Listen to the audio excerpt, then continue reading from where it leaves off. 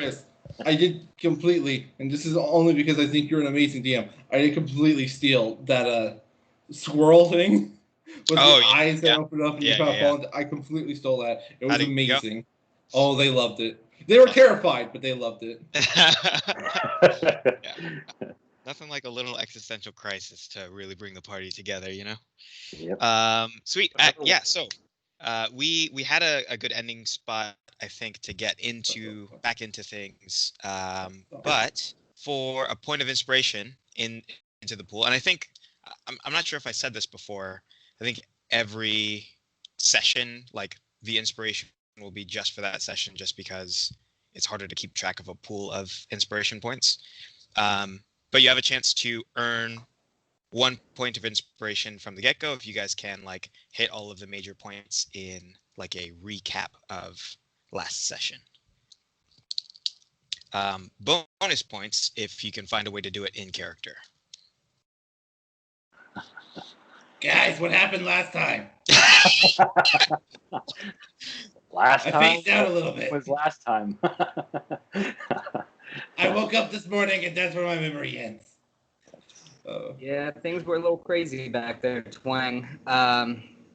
It really set off pretty quickly. We were all just kind of walking around town and each had our own thing going on when all of a sudden this dead guy falls at my feet. We all kind of spot each other and goblins start riding up the street. You know, there was a moment of panic, but I ushered some people into a building, and a disguised version of. I'm sorry. This is where I will interrupt my friend here. Some mysterious elderly gentleman stepped into the street and took care of the goblin leader, causing the rest to kind of scatter and lose their composure. And then I was also standing coincidentally nearby and saw the whole thing happen with my own eyes. Was he your dad? Sure, Twang. Yeah. You look very similar. Don't forget, after right after Dad blasted that one guy, Twang managed to knock out all the others. That doesn't sound like something I'd do. It was good form, Twang. Good form.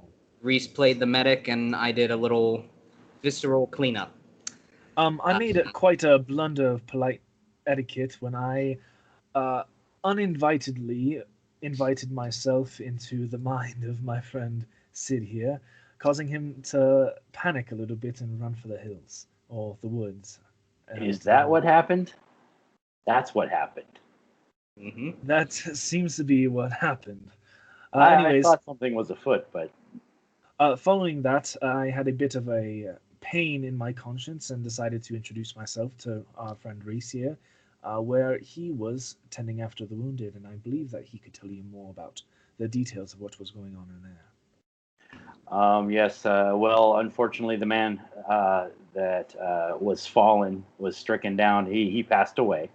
We have taken his body, and we will be having a memorial service for him, I believe, on the morn in the temple, which is also part of the plan that we'll get into in a bit. But yes, we met the burgomaster, the town master, I believe is the mayor.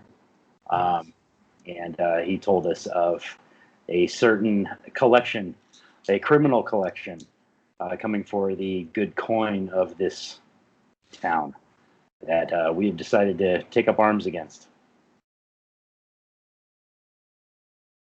Thank you. I know so much now. Yes, and we cannot forget about Twang's reintroduction to tavern nightlife. Oh, yes. With his wonderful jokes, which the barman, all on his own, found extremely amusing. We managed to get Twang a little bit of a spot performing once again at the tavern here in Renas. But I was always performing. What do you mean? No, of course, Twang, of course. I just meant as in today, you're going to be doing it again, of course. Oh, yes. I am? Yeah, yes, you will. And after a small crisis with God sending me an existential squirrel, we went and caught up with each other, had some one-on-ones, checked out the temple, and then did a little bit of prep work for the job today. That was after I took my nap. Thank you, Twang. Yes. You're welcome. I'm very good Oh, at making you people remember that part. sleep. It's the only part I do.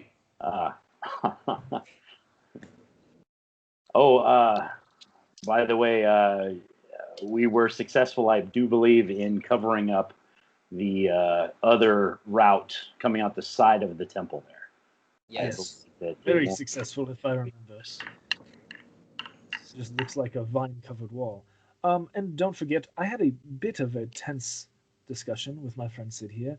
However, everything seemed to have resolved mostly on good terms, and we will be moving forward as the best of friends, of course. Well, I'm glad you guys were able to get to the point. Literally. I think I was the first one at the point of anything. And now I believe we need to speak about our plan for the memorial service. Indeed. There's a guy sitting near you in the tavern who's just, or like sitting in the same area, who's just like looking down at an empty mug. Well, that's all very nice. I'm gonna go. You guys have a good night. And he walks away. What is this guy's name? Can I ask his name? Huh? I'm just fucking with you, Chris. I'm just gonna follow that for forever.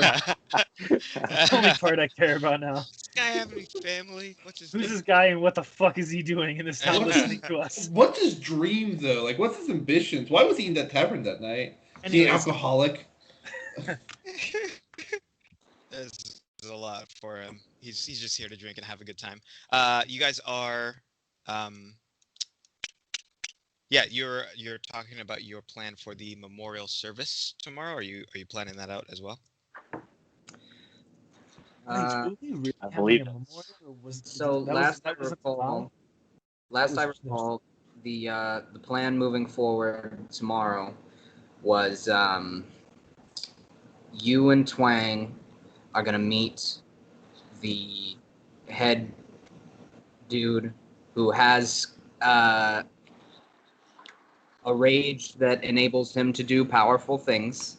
So it has been described to us. So Reese and Twang are gonna head out in the street. Twang is gonna do the talking, and Reese is gonna be there to back him up and lead us. Gonna lead them into the temple. Under the what? How did you phrase it? You want?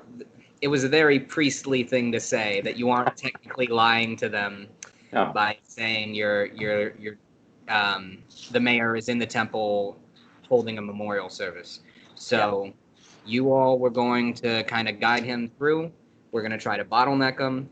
We would have Alec in one of the abandoned buildings following from behind stealthily for when the shootout happens. And I would be perched on a roof, trying to deal some damage whenever an arbitrary signal went off that we have not set as of yet.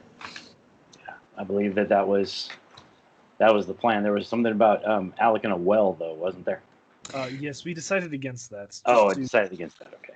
Yeah, so I will just be hiding near. I'm trying to find the building number 6. I believe that was. Oh, that's right. We have a map. Yeah. In the Discord. 6 is the general goods store. So I'm going to be hiding. I'm going to be like sitting, kind of between the bush and the general store. Yeah, and we were using that as cover, I believe, the memorial service, so the mayor didn't have to be present in the tavern when our friend came in. Indeed. Yeah. Yes, we. If the mayor, we were worried that if the mayor gave any kind of excuse about why he didn't have his money or why there was a change in plans and he was there directly, that they would cause him some harm or maybe surrounding people. So we want to make sure that if this goes awry, we're the ones in the line of fire, not anyone else. Does that mean we upset him and then have him chase us? Or no, that's bad. We would try to avoid upsetting him. That upset people are a good deal harder to kill, in my experience. So, and we do need to knock one out. We need to knock one out, and as soon as this is over, we gotta ride. We maybe interrogate them, and then, but like within the hour, gotta ride out. Did we get a bear trap from the mayor? No, his house was haunted. When but from the when are you having this conversation? I'd say that this would be like just before turning in, maybe. Just so we have our things together, get some good rest, get up early, and get those things taken care of. Yeah. So he would have told you that he spoke with a smith and she would have him done by the morning. So he would go and pick him up and bring him to you back at the end. Okay. And then just for the group's knowledge, Alec will be going to bed like a little bit early, getting up a little bit early, casting mage armor, and taking a short rest so he has all his slots open. Good plan. Now, Twang, are you up for this? Yes. Okay. So I am up for everything. You understand that we're not going to tell him that we're going to assault him at the temple, right? We're not? Good call. No, we are not. We're inviting him to join a memorial service, which we will have at the temple. That's where the mayor will be. But you said but he said stab and he said shoot. I know. But think of it like this, Twang. You don't tell the deer when you're hunting the deer, correct? I don't hunt. Oh, shoot. Twang, how about this? Twang. I thought that was a great analogy. Twang, you love performing, correct? You love being on stage? Yes. Do you like it when people are happy? Yes. So your goal is to make this gentleman as happy as possible. Maybe tell him a joke. Tell him he is invited to the memorial service with the mayor. And then stop talking so he remains happy. And then, would you like me to be happy once you arrive to the memorial service? Yes. Would you like Reese and Sid to be happy there as well? No. Joke, yes. If that is the case, then once they are at the memorial service, just follow our lead. Okay. Do I put them to sleep or no? Only at the church. Okay. And how about this? Make him happy. Make him memorial. Alec will pull Bastian out and hand him over to Twang. Twang, this is Bastian. He's my dear friend. Would you like to hold him? What is Bastian? He's a ferret. Okay. I think I reach up. I start opening my mouth and start like. No. You cannot eat him. He's not. He's a friend. Oh. So Twang, when you see Bastian, make them go to sleep. Okay. And then Alec will snap his fingers and Bastian will pop out of his hands.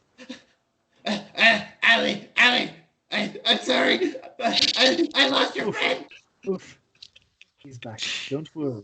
When you see him poof next to you, like that, then you make them go to sleep. Okay. Yeah, this is just like, what was it called? Big Tit Man. He told me same plan. He said, make people fall asleep. When I say line, I forgot the line. I was not very good at it. I made them fall asleep. He did something to their purses, and then we left really quickly. Is this the same thing? Yes, actually, yes. Perfect. Oh, okay. Hey, Twang, whatever happened to that big man? You know, what happens to the people you used to work with? Well, he said I had new family, and he gave me to these bunch of really friendly people. They bought me new cage. It was really nice. They died, unfortunately. But Tint Man, I don't know where he went. But he was really good. He gave me lots of rats, and occasionally bigger rats that I think he called rabbits, but I'm not quite sure. It looks funny. I will give you all the rats you want if you just relax and follow the plan. Can I have more food that we had last night? That was really good. Rats Yeah, do not actually, taste good. at that, Ames walks over to the table and says, "Hey, I couldn't help but overhear you're saying something about rats, and also Yes. something about you guys making a plan. Now, I want to know, do you guys want to make any money?" I'm always down for a little bit of money. We're Well, busy tomorrow, but I get a real bad vibe from this guy. I just do. That's why I charmed him. by No, the end, I like him. He's Says- fun. we have some rats down in the cellar that've been chewing through my food supplies and stuff. If you guys want to just take care of those, that would be really fantastic. And I give you a copper piece per rat that you killed. What? I lean over to who's ever close to me. I go, "What's copper?" it's how you get people to give you food. Yes, I'll go get the rats. Okay, let's see how alive we are tomorrow, Yeah. and then make decisions. Yes, before we accept the pest control job. Yes. Okay, offers on the table if you guys change your mind. Yeah, absolutely. When he is like well out of reach, I also lean in and like very like sneakily be like, and as well I've spoken to the mayor a bit about his own problem in the manor, and that may be a better job offering better rewards than some paltry copper. Might want to prioritize a bit. Oh, Alec, you're not thinking through. We eat rats, and then we get copper, and we get more food. Tell you what, Twang, I need to get in the mayor's house. I've got some stuff that I'm working on right now. So if you help me get in the mayor's house, solve his problem, then you and I can go downstairs and just spend the rest of the day watching, and I'll help you get as many rats as you can eat. And after that, I'll even give you More. my share of the copper. Oh, more food for me. But then That's you not- don't eat, and that's not good. I always eat. I always find a way to eat. Don't worry You about make, and I like pat you on like your shin, and like make sure food important. it. I agree, kid. If you're headed to the mayor's house, I'd like to accompany you. I don't know about the getting into the mayor's house. I think we might just be able to ask him. I'll yeah. And Oh, then take a sip of my tankard. No, what I mean is that the mayor has a problem, and he will allow us access to his home Yes. after we help him with his problem. Yes. methodology aside, this feels like an end of the week problem. Let's focus on what we've got ahead of us for tonight. Results over the ways and means. I agree. Yeah. Friend, talk, memorial, sleep. Okay. Yes. Yeah, I did it. Alec finds a good soft corner, puts like a thin blanket over himself, and Bastian cuddles up and conks the fuck out. Cool. We have rooms. We have rooms. Yeah, the mayor hooked you guys up. You have 2 rooms split between the 4 of you. Okay. I see Alec doing this, and I just kind of go up there, and I take my blanket, and I like wrap myself up next to him. That's fine with me. It's like and I gotta have the rooms. I'm gonna sleep in the stables. Stables. We just have an open room. Yeah. No, I guess. All right. So, also, for my clarification, are you guys planning on? Are you trying to like lure them inside the temple or have the ambush outside of the temple? We're trying to get them in, I believe, the entranceway and just bottleneck them. And I assume that I'll be dealing with the ones on the outside. And Well, because there's the attic space, remember? And so I think Sid needs to be up in the attic space. So we need to try our best to get them into there. But if we have to meet them at the entrance and take it to like make them in a tight spot, then we're gonna have to deal with it there. But really good saying is the best laid plans.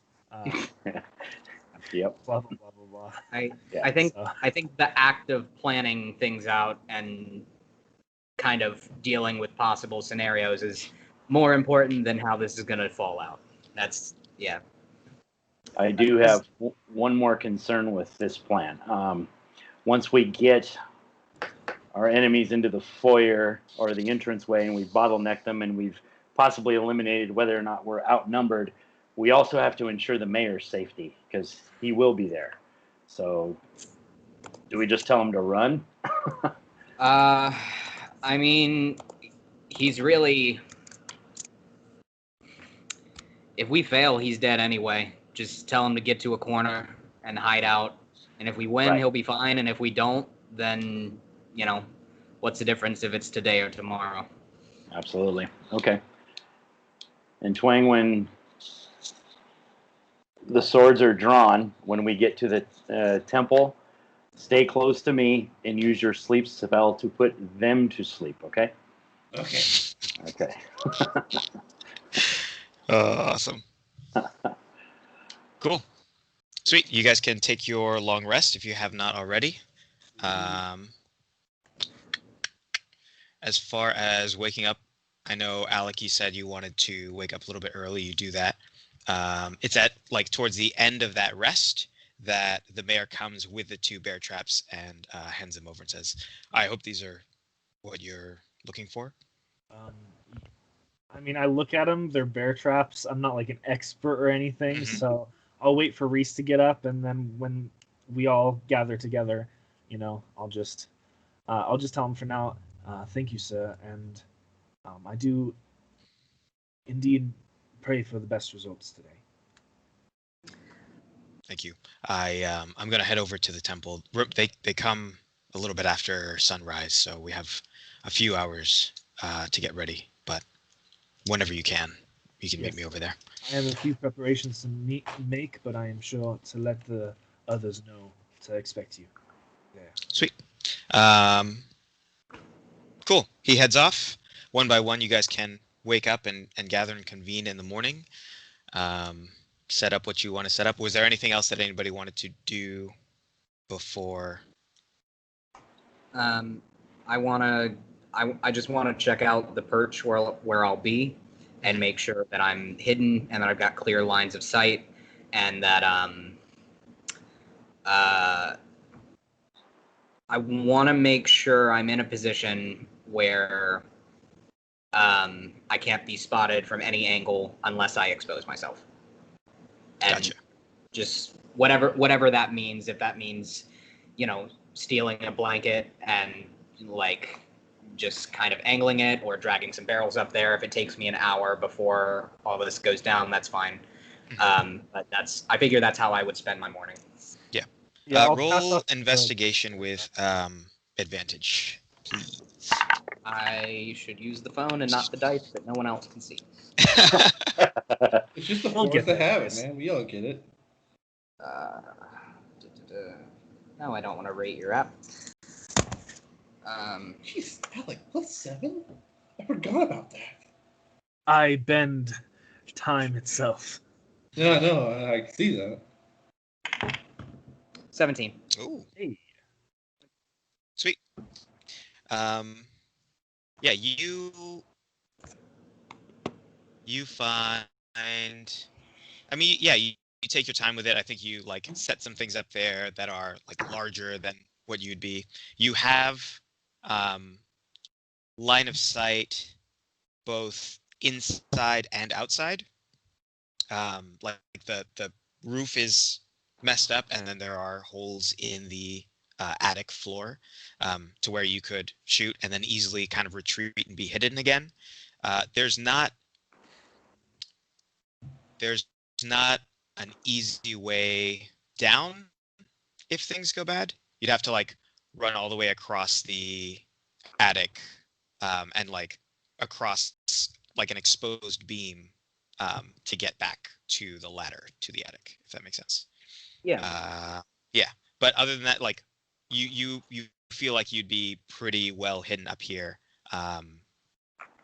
So long as you're not attacking, you shouldn't be able to nobody should be able to see you. Yeah, and I Oh shit! I don't have that ability yet. Never mind. Okay. All right. Cool. Sweet.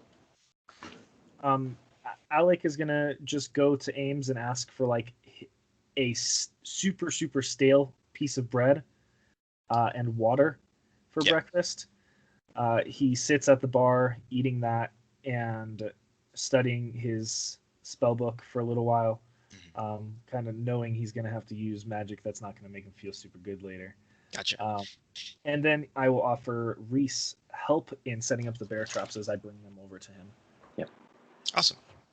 Morning ritual is prayer and asking for a blessing from the shield maidens that none of my friends cross that barrier today. And I'll join for a very before sunrise meal, joining up with everyone else in the tavern area. Cool. You can roll survival with advantage and the bonus from guidance. Oh, and the bonus from guidance? It's an extra D4. I think. Guidance. Yeah.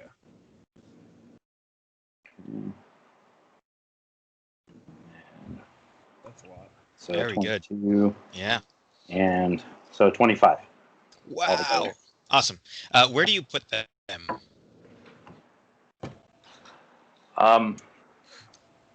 Can I say I think I had an idea and I was gonna shoot this by Reese just because I'm following from behind. My plan was to like take my shot as early as possible if things go sideways. So one of them tries to run towards me. So I want one like side of the road because I'm gonna be like off to the side of the road, and then one like under like kind of like make one of the steps up to the little thing broken or something like that, so it looks like a step, but it's not a step, or they'll step through and hit a bear trap. Okay.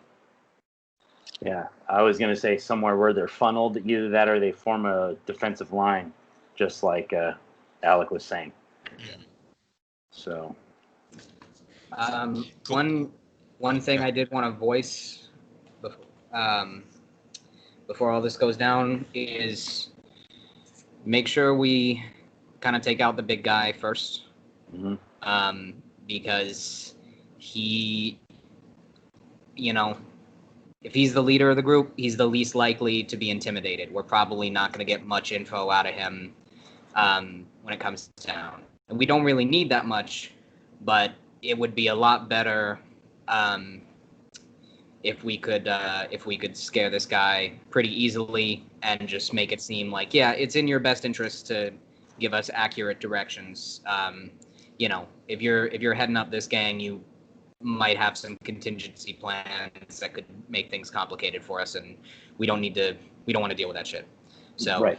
the big guy is the first to go as sort of a show of force, and then make sure one of the others sticks around. Right.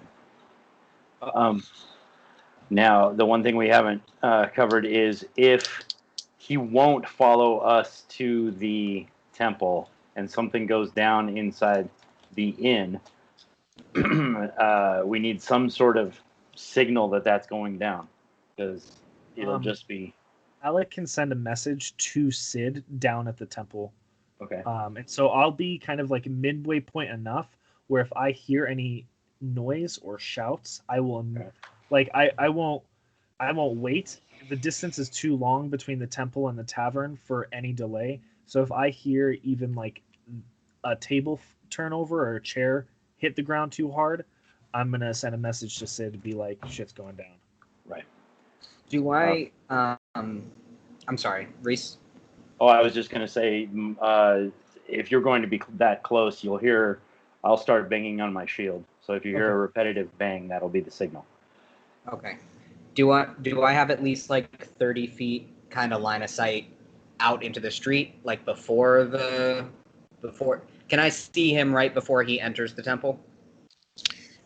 You'd be able to see him approach maybe 15 feet away. To see like to the door, you would have to expose yourself. All right. Cool. Well, I guess you could be on the inside and see him come in through the door if you wanted to. Okay. I just that little bit of space so that I know when to kind of enter um, uh, to prepare myself is what I'm looking for. Gotcha. Cool. Sweet. So you guys all posting up at your stations? Yep. I'll put Bastion on the roof of the building across from the tavern. The long rectangle? Yep. Okay.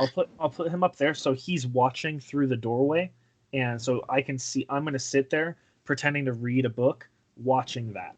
Gotcha. Cool. Sid, you're up in the attic space. Yep. And then Reese and Twang, you guys are in the tavern? In the tavern. Gotcha. I am currently telling Reese all about a fantastic little hawk I saw a few days ago. In great detail. And I will Nice. use the lesson of the hawk that the hawk does not tell the rodent before it hunts it. Do you get I it? still Do you do not get understand. it? I like nodding my head like, oh yeah, but I don't. Cool. Wisdom. So Ames like wakes up after you guys do. Are you guys in like the main area of the tavern? Yeah. Or yeah. Cool. So he wakes up after you and he says, "Oh, sorry. Did you guys need to get out?" What? Door's locked. Yes. Yes. Oh, okay. Sorry. Just usually people don't wake up this early. And he goes and he unlocks the door. I feel a little suspicious at this. Like, I guess I'd say that it might be whether it's unusual for Alec to stay in taverns at all, or whether this is just unusual small time practice, or whether it's a thing. I just don't necessarily trust him that much. May I roll some sort of insight check to see if he is pure of intention? Yeah, okay, so that's going to be. I was going to ask that same thing because it seems awful fishy that, and we've been talking about this plan all in front of him. Yeah. You guys are too paranoid. He's totally trustworthy. He gave me a food. And he let me play.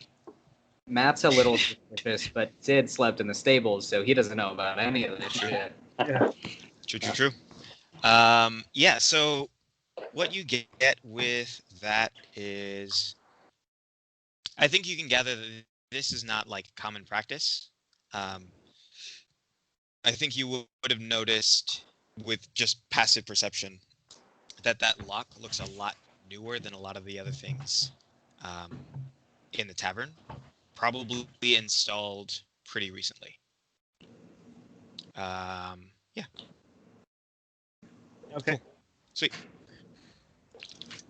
So he unlocks the door and does, what tavern and innkeepers do. I head out immediately after eating. Sweet. I'm not getting locked in this fucking tavern for one more fucking second. Cool. Yeah, sweet. Let's say this. Sid, you can hear some voices coming from outside, coming like up the street and past you. They sound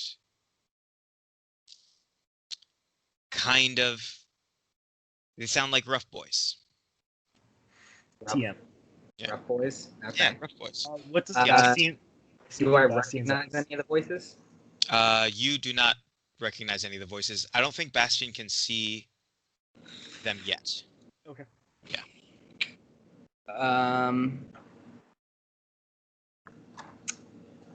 Okay.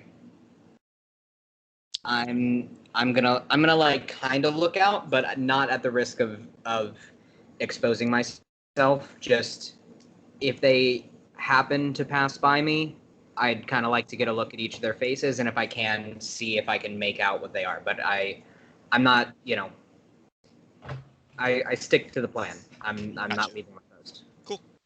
So you peek out a little bit, and you are still in shadow. You have I think staked out this place enough that okay, if I am right here, they should not be able to see me unless they are looking at me and directly looking for me. You can see 7 people, rough looking, big, strong men coming up the road. And one of them kind of like grumbles in complaint.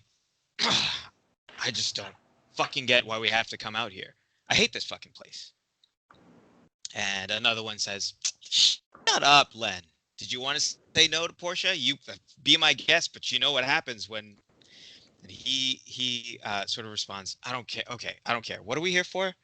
And I think that's all you can hear as they walk past.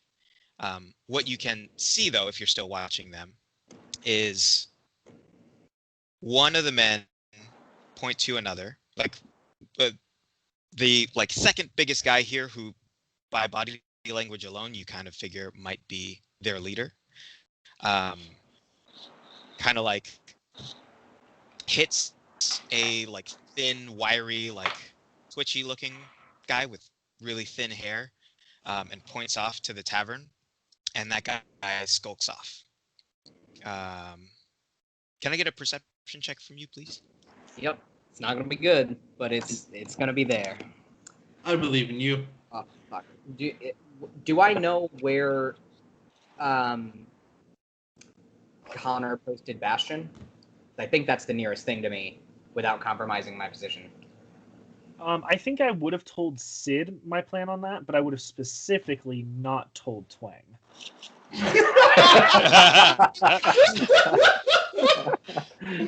Because I made it clear that like when Twang sees Bastion, make the bad guy sleep. So Twang cannot see Bastion yet. Oh my god, I'm such a problem in this party. I love it. So literally, as the door got unlocked, Alec was out the door. He would have made sure to, whether it was through a message or whether it was just through a quick pass and a whisper, to let Sid know that Bastion was going to watch the tavern from that position. Cool.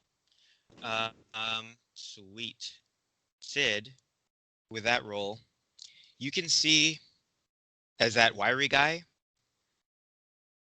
walks off, splits from the rest of the group, kind of hunches over and down, and he transforms into a little rat and scurries to the back and goes down into the cellar. Here, that Bastion can see these guys walking up the street and around to the front of the tavern. Is anybody making any moves before I continue? Is there any way for me to like get a hold of Bastion discreetly and thereby have him deliver a message to Alec or Reese? If you have an ability that might help with that, you can try it. If he was whispering to Bastion, I am looking through Bastion's eyes so I can also hear. I do have 30 feet of telepathy. He's I think more than 30 feet away. Okay. You can also like wave while everyone's back is to you, like they're walking past you. You can try and wave and get his attention there. Yeah. Bastion would need to roll a perception check. Okay. So I have Bastion has advantage on perception checks that rely on hearing or smell. I don't think guess this is either of I those. would not make any kind of noise. Shit, sorry. Doing this. I didn't. I would. That was. Yeah, on that one. Yeah. I think not. I think because he sees these guys walking up, his focus is purely on them. Sid, you can see that Bastion does not see you.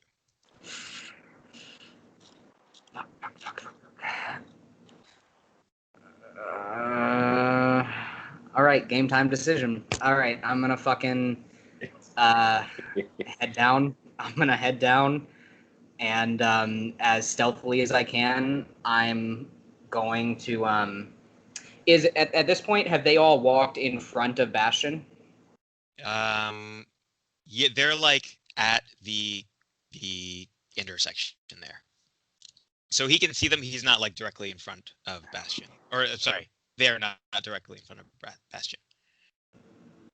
It's in that intersection, and the tavern is 3. Where are they headed? They're headed to the front side of the tavern, which is like the. That little offshoot road that leads to 8. So that like 8 is where you are. walked past that up to the intersection and are hanging a left to get to the tavern's front door. Oh, okay. And the rat's behind the house. Yeah, the cellar door entrance is closer to you, is like on that side of the tavern. Okay. All right. I am going to follow the rat and trust. If I pass up to like 30 feet within 30 feet of Bastion while doing that, I am trying to be as stealthy as possible. But if I pass within 30 feet of Bastion, I'm gonna like just in a voice that is not my own. He would telepathically hear. Outnumbered, ambush, one in the basement, change of plans. That's it. So you'd have to like run past the cellar entrance, not all the way around the house or anything. You'd have to run like maybe halfway through the tavern or like on the side of it to send that message and then double back to the cellar door entrance. Okay. Sweet. Cool. Hearing that, Alec is immediately going to be casting message. It has a range of 120 feet. I'm just pointing it at the tavern. Same message to Reese.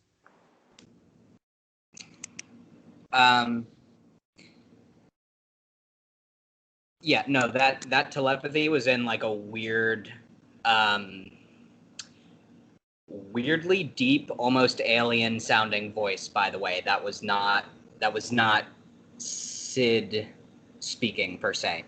Yeah, Alec is probably more scared by the fact that there's like a physical danger of being outnumbered than that friendly. I'm just letting you know and establishing it like at this point in the game and not 4 hours from now. I'm not going to be like, well, you know. Yeah, so he's just going with the flow. He's letting Reese know. But I'm going to add with like the couple of extra words that I have after that message. I suspect the bartender. Reese, what do you do? And check the lock.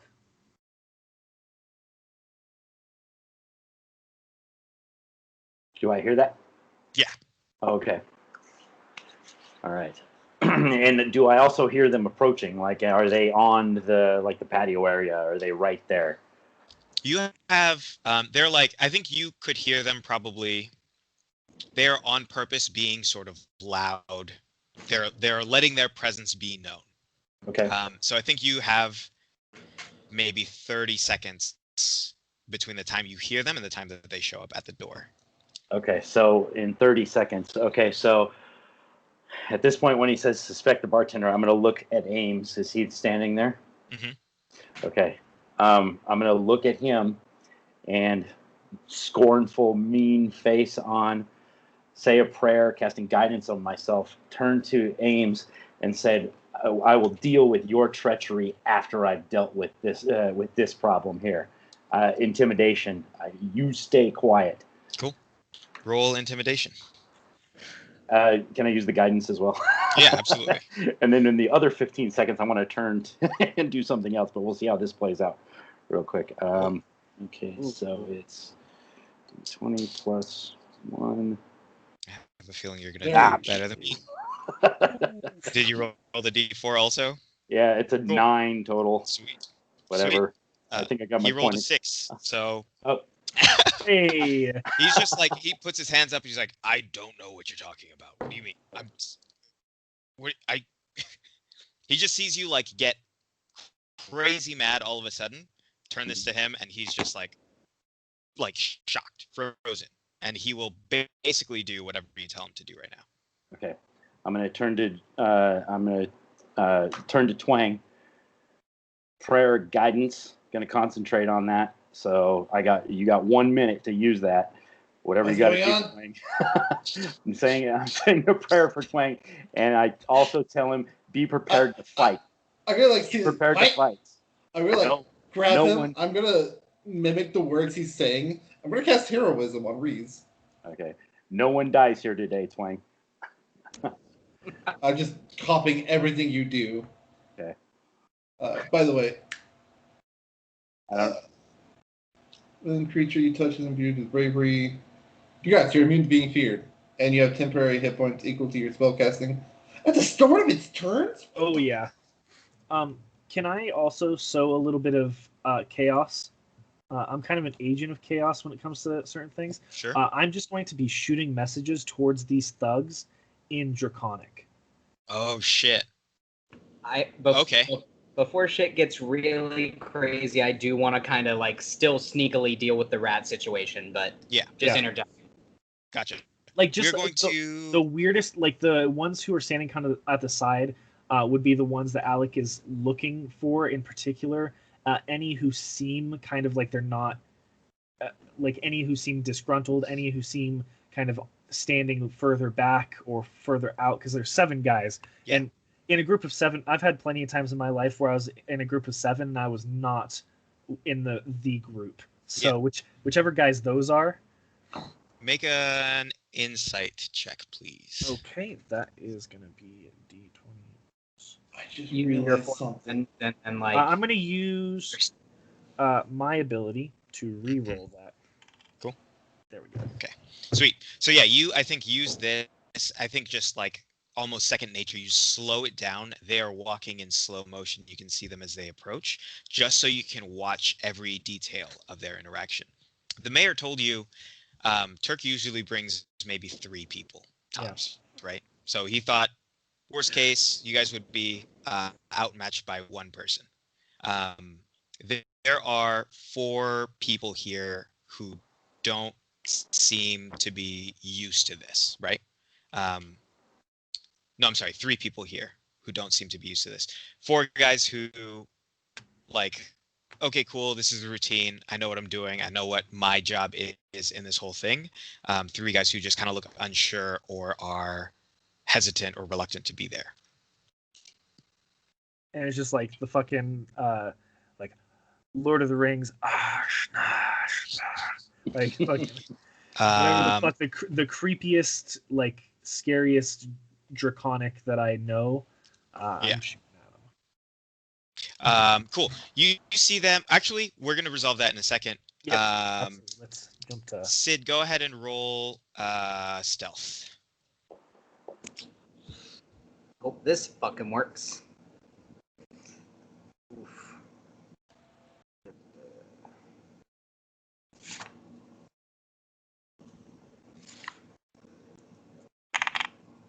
Hell yeah. Ooh, sweet. Guys. Cool.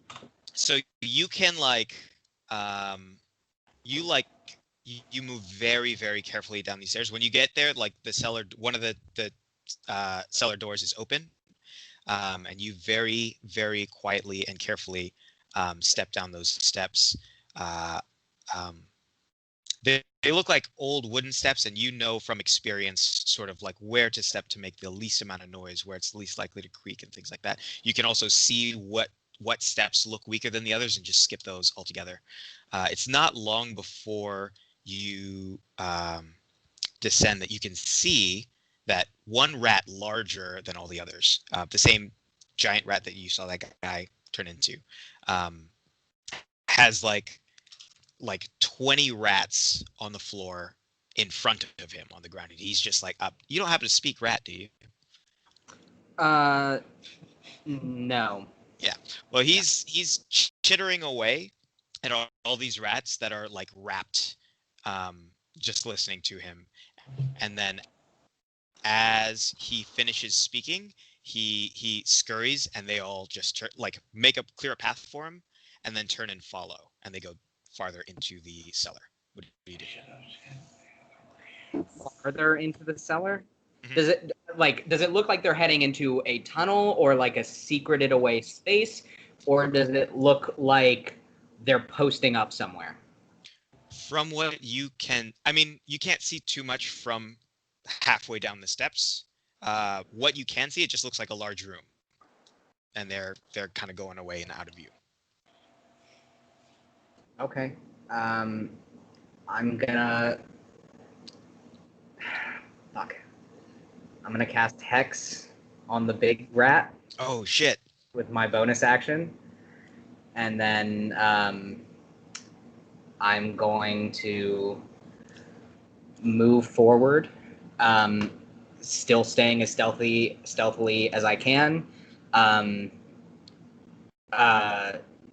If they're like going somewhere, if there's like, oh hey, secret underground tunnel, I'm gonna continue following them. But if not, then I'm just going to stay hidden. Gotcha.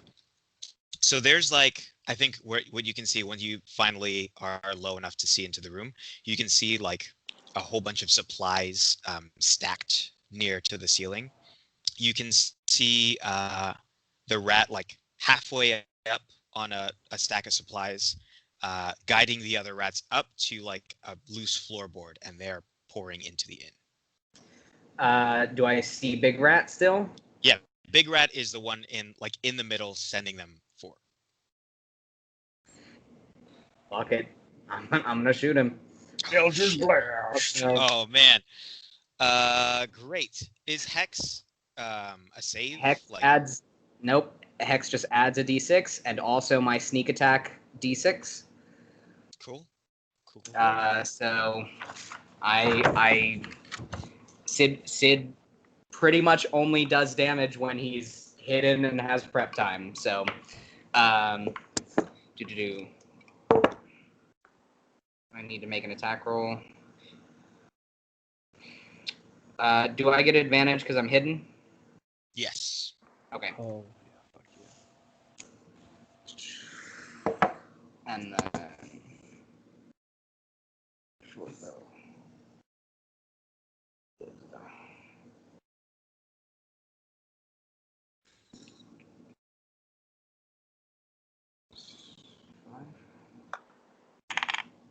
21 to hit. That hits.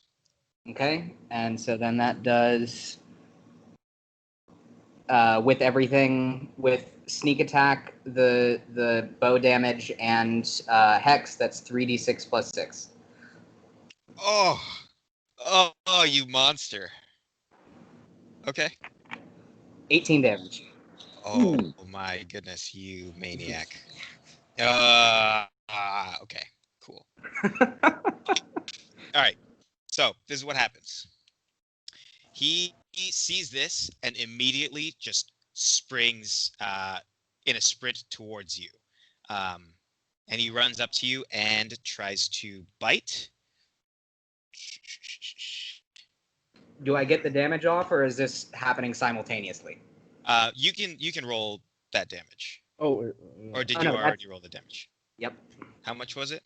18. 18? Yep. Crazy. You're fucking crazy. I can't believe you've done this. that kills Alec. That's a one-shot kill to Alec. Yeah. Does a Sid's 15 hit good at his your fucking armor, job. Sid? I'm sorry? Does a 15 hit your armor class? Yes, it does. Yes, it does. Yes, it does. Okay. Well, this isn't too bad. There's 5 points of damage. Okay. Make a Constitution saving throw, please. Okay. My con saving throw is +1.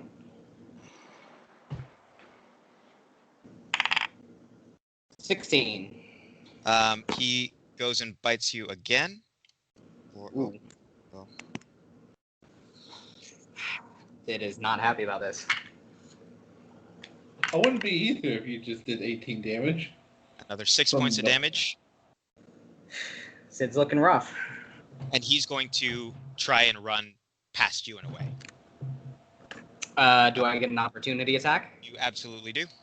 Okay, so I'm going to take another opportunity attack, and because I'm adjacent to him, I believe I don't get advantage, but I get sneak attack.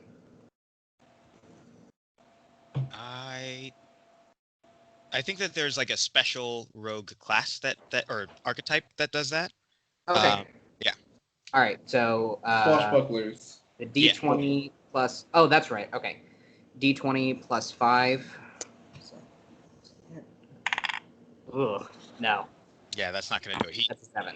Okay. Takes off and runs just away. The other rats, like the rats that didn't make it up yet, are like some of them finish trickling in, others just disperse throughout the room once you like started blasting shit. They're gone. Cool. Connor, you were.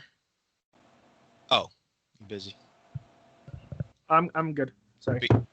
You were. Are you whispering things just to the three who don't look like they Yeah, want to be there? those are the ones that I'm gonna be saying that to. And so basically, I think it's gonna be like mostly just scary draconic, and then just one word in common, and it's gonna be flee. Gotcha. Make an intimidation check with advantage. Sid, I'm gonna need you to do another Constitution saving throw. I forgot. Oh fuck. Okay. I am gonna follow Big Rat Guy and try to just. My goal is to take him out before he reconnects with the rest of the group. Okay. That's a 19, DM. Okay. Sweet. You see those three like look around at each other, and they're all kind of like hanging around back. Oh, good. Sid, you're good. They like immediately look at each other, and then they draw their weapons and they look around, and they you can see that they end up looking towards that manor, and then they go white. One of them you can hear says to the other two, "You guys have heard the stories, right?" And yeah, those three. Let me see. Leave that there for now. The other four go towards the door. The best possible thing that I could have done is delay them to make Reese and Twang as little fucked as possible. Yeah. Hey, Mom. Right here. Yeah, she's asleep. Was asleep. Little dog. We'll clean it up. No worries. I tried to clean up once I could. It'll be done. Love you. Okay. Oh. Puppy. All right. The four who were not spooked go up to the inn door, the tavern door, and they just start pounding on it. You can hear one of them go, "Hey, maple syrup! Did you get your ass out here? Give me what's mine." Pounding on the door. I'm not fucking playing with you, man. It's cold out here. We might have to burn some shit just to stay warm. I turn to Ames. Is that you, maple syrup? No, that would be the mayor. The mayor. Mayor I see. Maplewood. Who's up at the temple. All right. Is the door have a... Lock the door for them. Do you want me to lock it again? The door is unlocked? It's unlocked, yeah. Okay. I'm going to go ahead and go ahead and open the door. Great. I see Bastion? That was a man resigned to like his fate. That's the guy who just got called up by the mob, knowing he's gonna get shot. Like that was a sad voice. You open the door and you see who you assume is Turk in front of you, and he kind of like sizes you up and says, "Who the fuck are you?" Why are you here? he laughs, and the guys behind him laugh. Oh, he doesn't know us, and he walks up and tries to shove you out of the way. Can you make a strength saving throw, please? Sure.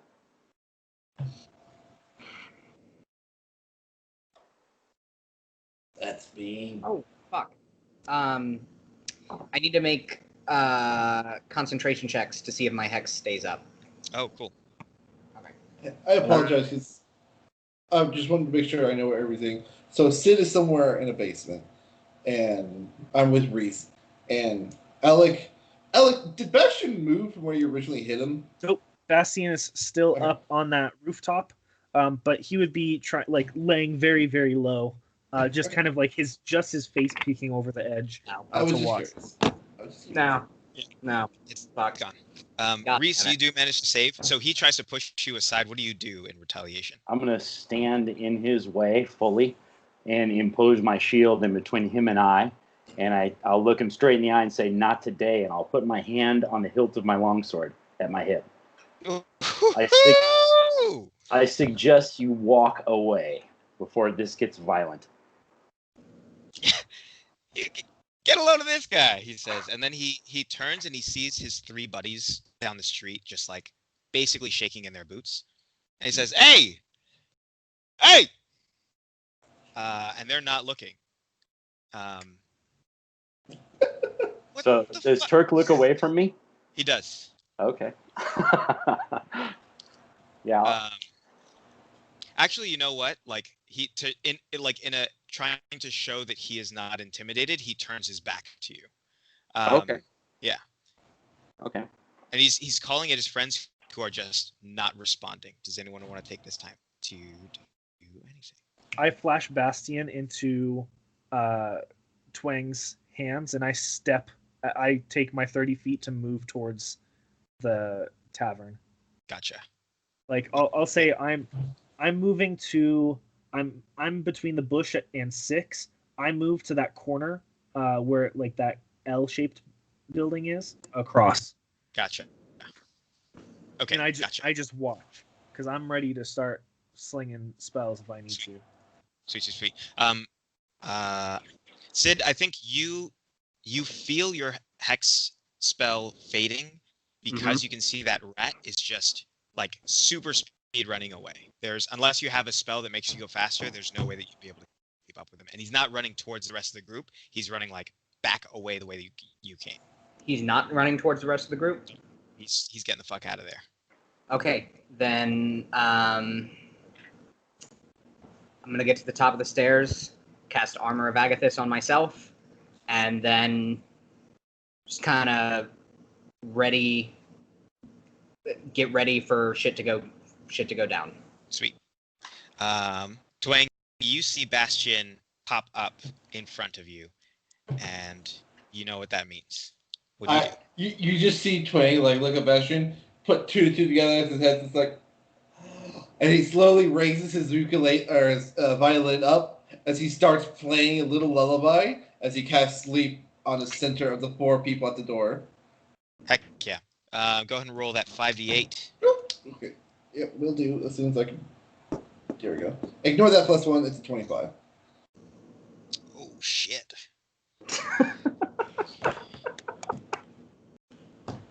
Fuck, man. Okay, cool. Again, the 3. No, hold on. Remember, it's from the lowest to the highest. Give me a second.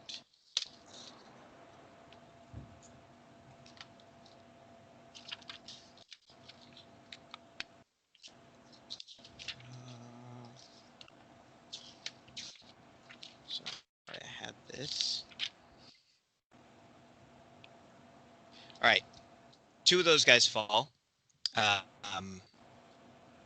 At that, the other 3 who finally turn around see that, like, out of nowhere, because they can't see you, Twang, out of nowhere, 2 of their people just drop. And I think that's all they need. They also take off running.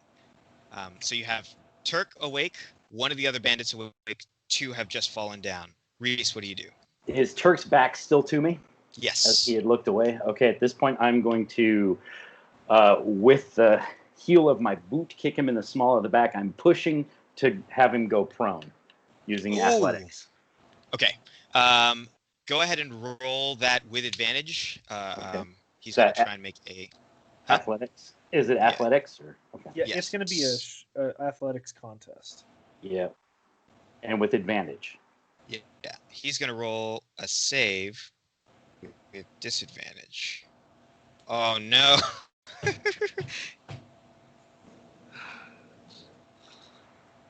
A 16. Well, yeah, he got 10 less than that. So yeah, he just goes flat on his face. Okay. And I need everyone to roll initiative.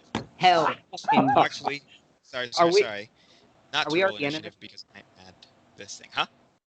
What was that? are we already in initiative because of this app? No. Okay. All right. Things have happened. So before I need to get rid of one. Yeah, mine only added a +2, so it was a 17 +2, but it needed to be a +7. Gotcha. How do you do the? How do you roll initiative? I'm gonna roll initiative on my end. Just two, but those guys are down, so I'm gonna treat them as not even there. Oops. Oh.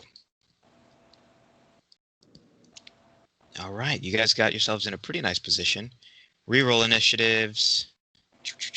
Oh. How do you Is go that back love and you roll could the say? initiative, guys? How do you go back All and right. roll initiative on this? I have a button that just says roll initiative for everybody here, Oh, and it like re-rolls for Oh, everyone and puts them in order. I see. oh, so you've taken care of that. Yes. Okay, I had a +1, uh, but I don't know if you had that. It's there. Okay, perfect. Oh my goodness. All right, so Sid, you're up. Fuck. Okay. I've got Armor of Agathis up. I see You shit's going down. I Yeah, see you a can bunch see of people. three guys running away. All right, fuck those guys. And then there's Turk and one other guy that are still standing. Well, no, Turk just got his ass kicked onto the ground. I don't think you see that yet. Yeah, Turk is prone. One other guy is standing. Okay. Yeah. As soon as I see people start to drop, I'll run around the corner. Mm-hmm. Turk's on the ground. Turk's on the ground. And he's adjacent to Reese. Yes. All right, I'll take that easy shot. And just try to stab him with my rapier. I'll just straight up drop the short bow when I get to the top of the stairs, and then as I round the corner, I'll draw my rapier. Gotcha. Okay, cool. Make that attack with advantage. Okay. Reese, you're up next. How do I? All right.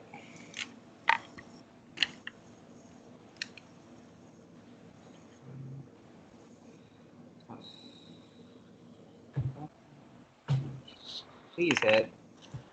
Natural 20. Oh. All right. Oh man. So that right off the bat does 15 damage. That's 2d6 plus 3. And then you add the other 2 die on top for criticals? Yes. Okay. So 2d6. So 7 plus 15 is 22 damage. 22. 22. Okay. He's so like you go to stab him, and his like you've stabbed a lot of people. Sid is no stranger to stabbing. This is true. But there's resistance. Like you get past the armor easy enough. Like you know exactly where to hit. But like from his skin, there is resistance. It just doesn't dig. Skin him for better armor later. Yeah. Okay. Sit. Yeah. Yeah. Sid knows what's up, and I don't know if he. Yeah. No. I'm just gonna stay there. I'm gonna end my turn. I've got Armor of Agathis up, and yeah, I'm comfortable where I'm at. Gotcha. How much damage did I get? You said 22? 22 total. Oh, interesting. Okay. Is that the first Reese? 20 of our campaign? No, I got a 20 on my shot against the goblin. The goblin, and it That's dropped right. him, yeah. Hell yeah. Sweet. Yeah. All right, Reese, But you're up. it's fine. Okay, It's my so- first combat. While Sid has stabbed a lot of people, I have seen a lot of stab wounds. So, do I notice that there was something off about this wound, or not so much in the heat of combat? He draws the rapier back. There's no blood. Okay. So I'm going to ready an action Mhm. and yell at him, "Stay down, surrender your blade." And I'm going to ready Sacred Flame. If he decides to get up, he's going to get flamed. Okay. Okay. Cool. Cool. Nice. Twang. Ah. I kind of looking. I see that one guy that's still just standing up, just by himself next to I assume Sid, since he was next to Turk. Hmm. So now there's just that one guy standing. I'm gonna like look at him. I'm really, dude. Twang's going to look at him and go, "Would you like to hear a joke?" He looks at you just angrily.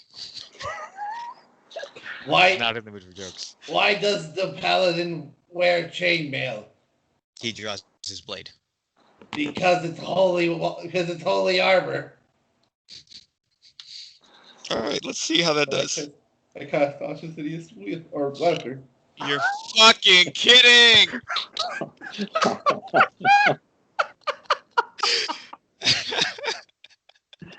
All right, man. What? So he goes prone, I think, right? I don't know. I don't have enough. I didn't expect it to work, honestly. Yeah, Nope. falls to the ground laughing. Receives this hilarious false to fit. The spell affects its target must succeed on the wisdom. Blah blah blah. Becoming yes. Fall prone, becomes incapacitated, unable to stand up during the duration. Gotcha. So, Does he yes. get a save? On Every time it takes damage, and every time at the end of each turn. So you finish telling that joke, and he's like getting ready to attack, right? And he just kind of stops and looks at you and goes,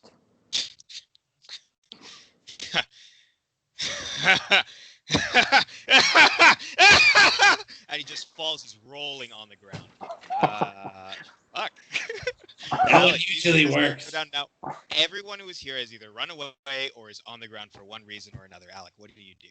I take a couple more steps forward. I look at Turk lying over on the ground, and I'm gonna go ahead and just let me look at this one real quick. I'm not too worried about him, so I just mutter a couple of words under my breath, and with my hands I clap them together, and in the distant, kind of like this bell rings as I cast Toll the Dead on Turk. On Turk? Yep, Wisdom save 14. Wisdom save 14.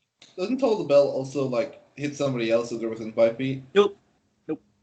Nope. Oh. No, I think that's sword burst. Or there's Yeah. or booming blade as well. Toll the Dead does 1d8 or 1d12. He'll take 1d12 if they're wounded. Yep. Roll 1d8. Oh, sorry. I need to redo that because I had 1d12 plus 1d8. 3. 3. Okay. The next time you cast that. Yeah, okay. You Toll the Dead, and have you cast this before, do you think? Yeah, Alec would have cast any spell that he's had before. I think that you know the difference between a wounded creature and one that is otherwise healthy. And this affected him. It did affect him as though he were healthy. But you saw him get stabbed a second ago. Okay. Gotcha. Cool. And it's his turn. And among the laughter from his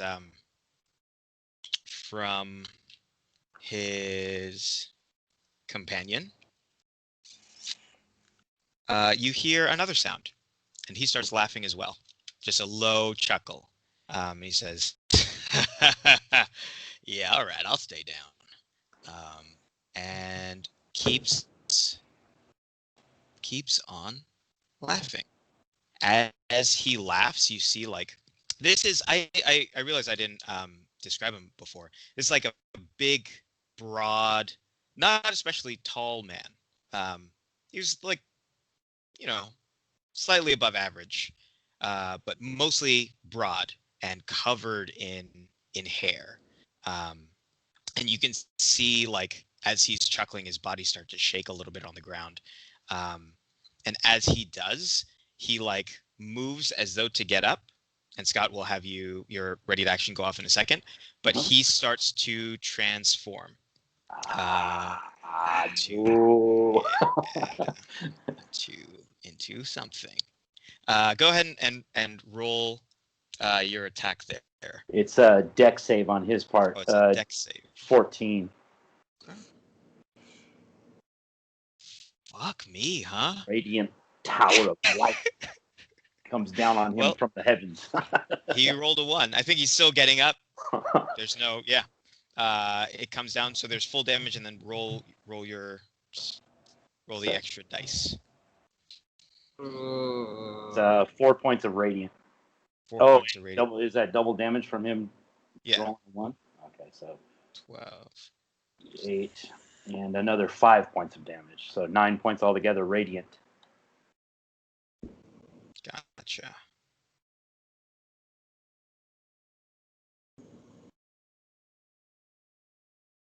Okay. Now he's hurt. Yeah, now he's hurt. You can tell that he felt that, like more than the hit by the rapier. He stands. Is it Twang? Is it on his turn he gets to save again, or is it at the end of his turn? At the end of his turn. All right, so he's gonna try and make a save. That doesn't do it, and it goes back up to Sid. Sid, you see this like awful transformation takes place, and he stands up. This radiant damage kind of he starts to stand up. The sacred flame hits him, and he kind of falls back down to one knee, the whole time laughing. And as he's laughing, his voice deepens, and he starts to like snort as he's laughing. And as he stands, you see a large half man, half boar standing over you, long, sharp tusks. And just staring you down. What do you do? This is Sid's like worst. Like it's the thing he hates more than anything else, which is where bad info leads to you getting into more shit than you can handle immediately. Like this, like he's worked crews before. He's not. He does not want to be here right now.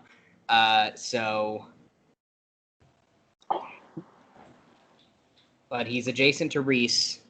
So, do you use flanking rules? I should ask. Yes. Okay, since it's relevant to my main gist of things. Okay, yeah, I'm gonna take the advantage and do one more hit with my rapier, and see if I can do a little something. And then I'm gonna back up, even though I know it'll probably be an opportunity attack. I'm gonna. Okay. I am gonna hit him and then get out. So, I think that you also would have seen, and probably realized that your last attack was ineffective. Did you want to try it one more time?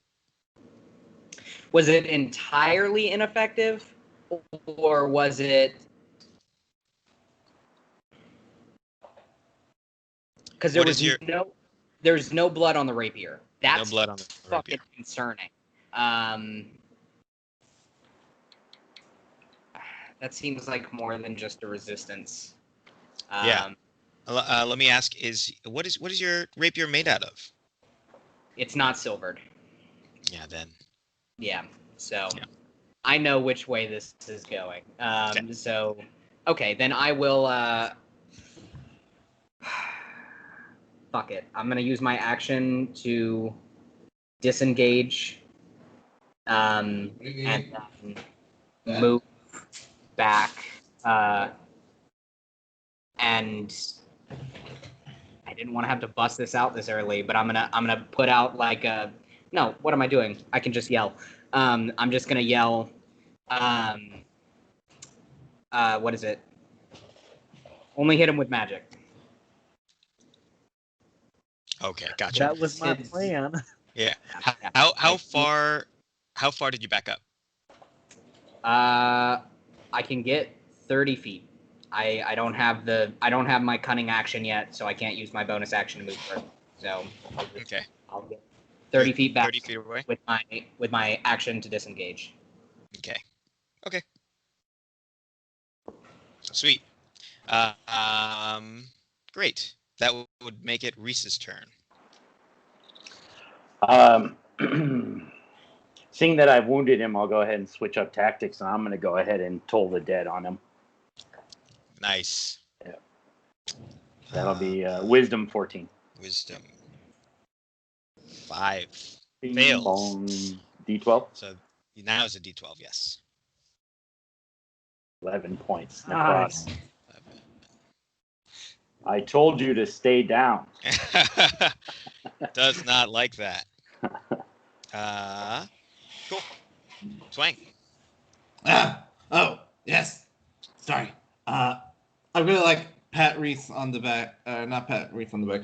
I'm gonna like pat Reese on the shin, and I'm gonna holler over at Sid because I forgot who was who.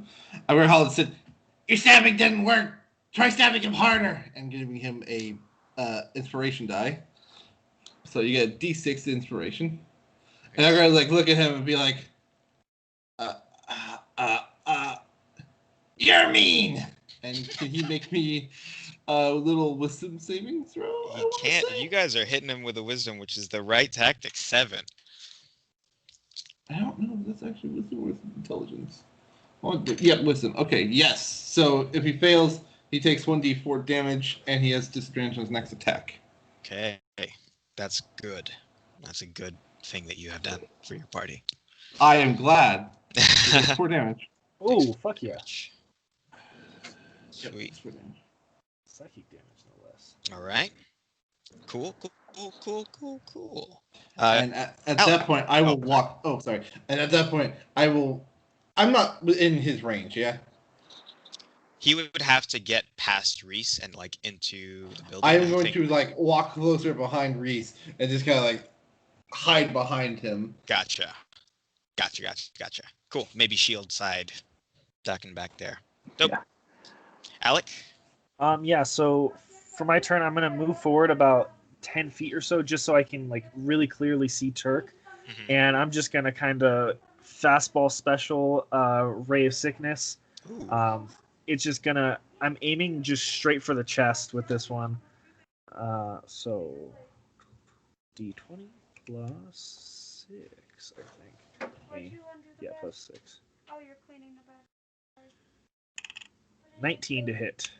That hits. Okay. So that's going to be 2d8.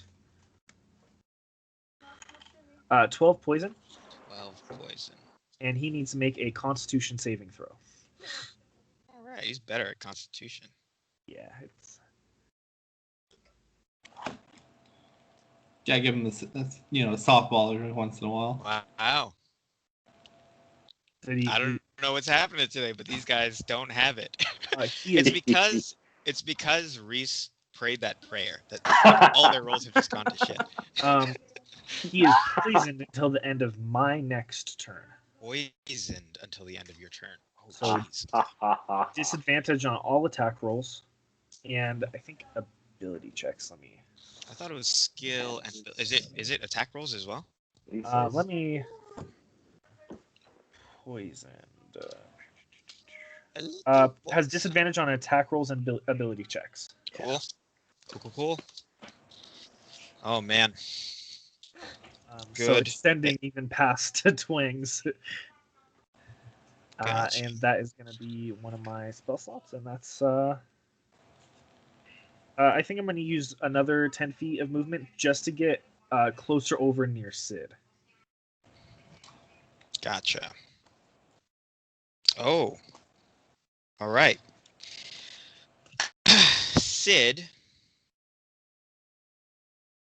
Does a 17 hit your armor class?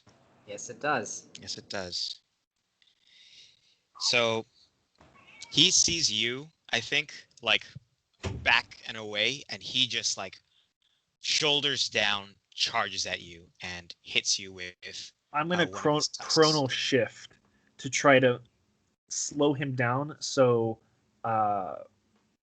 Sid can potentially get out of the way.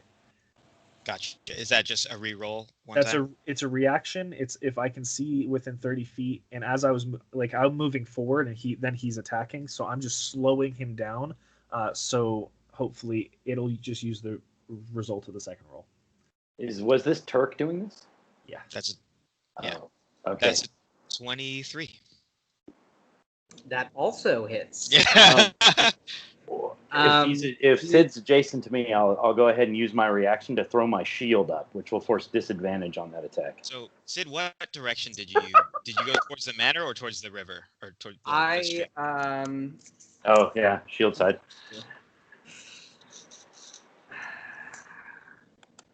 I would have approached from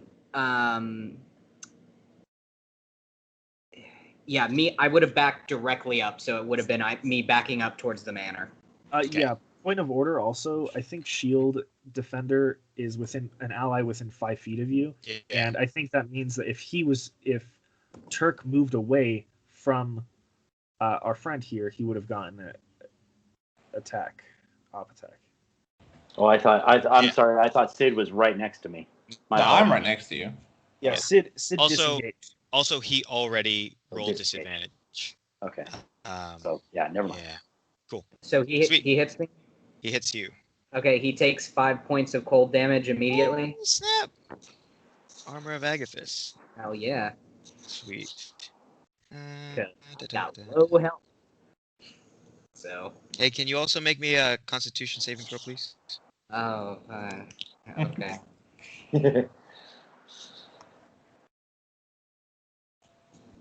My app keeps closing out for some reason, and it's a my phone problem, not the app problem. I really like the app actually, but if it's taking me like 45 minutes to do every roll, that's why. Excuse me. Gotcha. Oh, that I don't know what that was, but it was wrong. What? You failed. No. Try that again. It's a 6. I went from a 57 to a 6. Woo. All right. This is all right. Let's see. He if also it hit you dies for immediately. 17 points of damage. I am unconscious. I am down. I am not okay. I don't die immediately. It does not go over my hit point maximum, so I'm good. Sweet. I was so worried about that. No. Level 2. It is the bandit's turn. I think Reese, you would be the closest to him. Isn't he laughing? Yeah, he should be laughing. Oh, that's right. Did he make a wisdom at the end? He of his failed. last... He did. Oh, he did. Failed. Oh, so he's still laughing. This will be the wisdom 18. I'm pretty sure beats. Yeah, no, he stopped laughing. No, he's howling, laughing. And finally he like just kind of like comes to his senses, and that's the end of his turn. I'm glad you liked it. We are back to the top of the order with Sid. Sid, make a death saving throw. Oh, fuck. First death saving throw of the campaign. Was it good? 18. I'm all right. 18. Cool. I'm gonna go pee and not think about it. Awesome. Reese, you're up. Okay. Can't use 2 cantrips at the same time, so.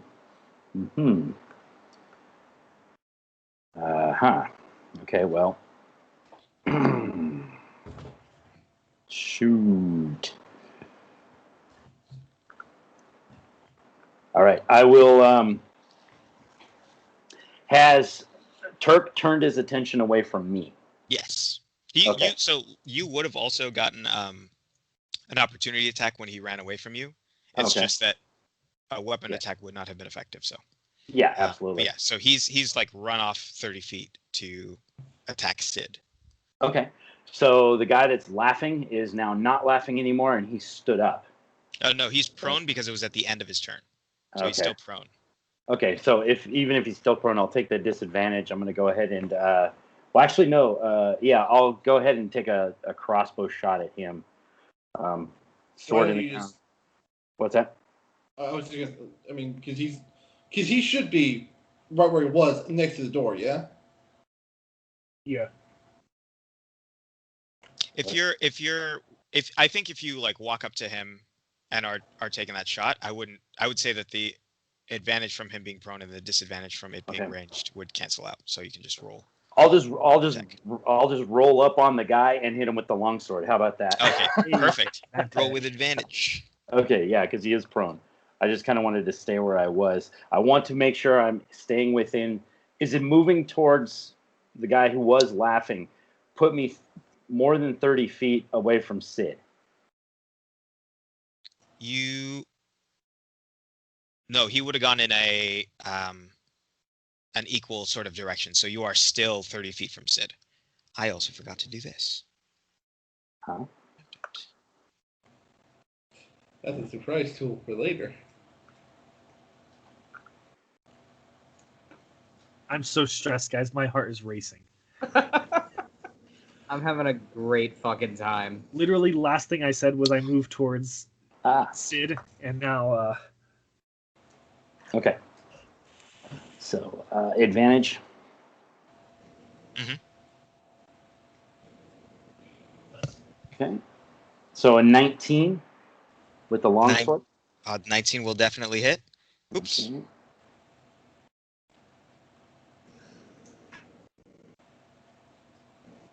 For 6 points of damage.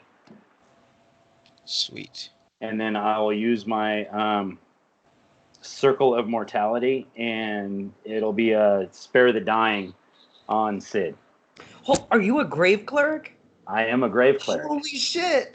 Nice. Grave cleric. Cool. Remember when I Awesome, said no one dies today? Yeah. Sid, you stabilize. Yeah, I That's do. Fuck fantastic. yeah, grave The guy- cleric. The guy took how much? It was 6 points of damage. Yeah, 6 points of slashing. Sorry. Yeah, he's super duper like that. He's super duper not laughing anymore. I don't tell jokes.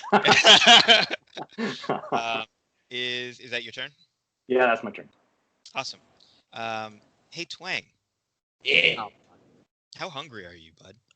I can go for probably a bite. I didn't eat breakfast. I don't like this line of questioning. Yeah. He forgot the rats. What's your armor class? Oh, my armor class? It's not great. I'll tell you that. It's 14. Ah, they rolled a 14. Ah, good. I have the second highest AC right now. Mm-hmm. Hey, that's 7 points of damage to you, Twang, as these rats just run up on you and just chomp, chomp, chomp, chomp, chomp. What? No, I eat you, not this way.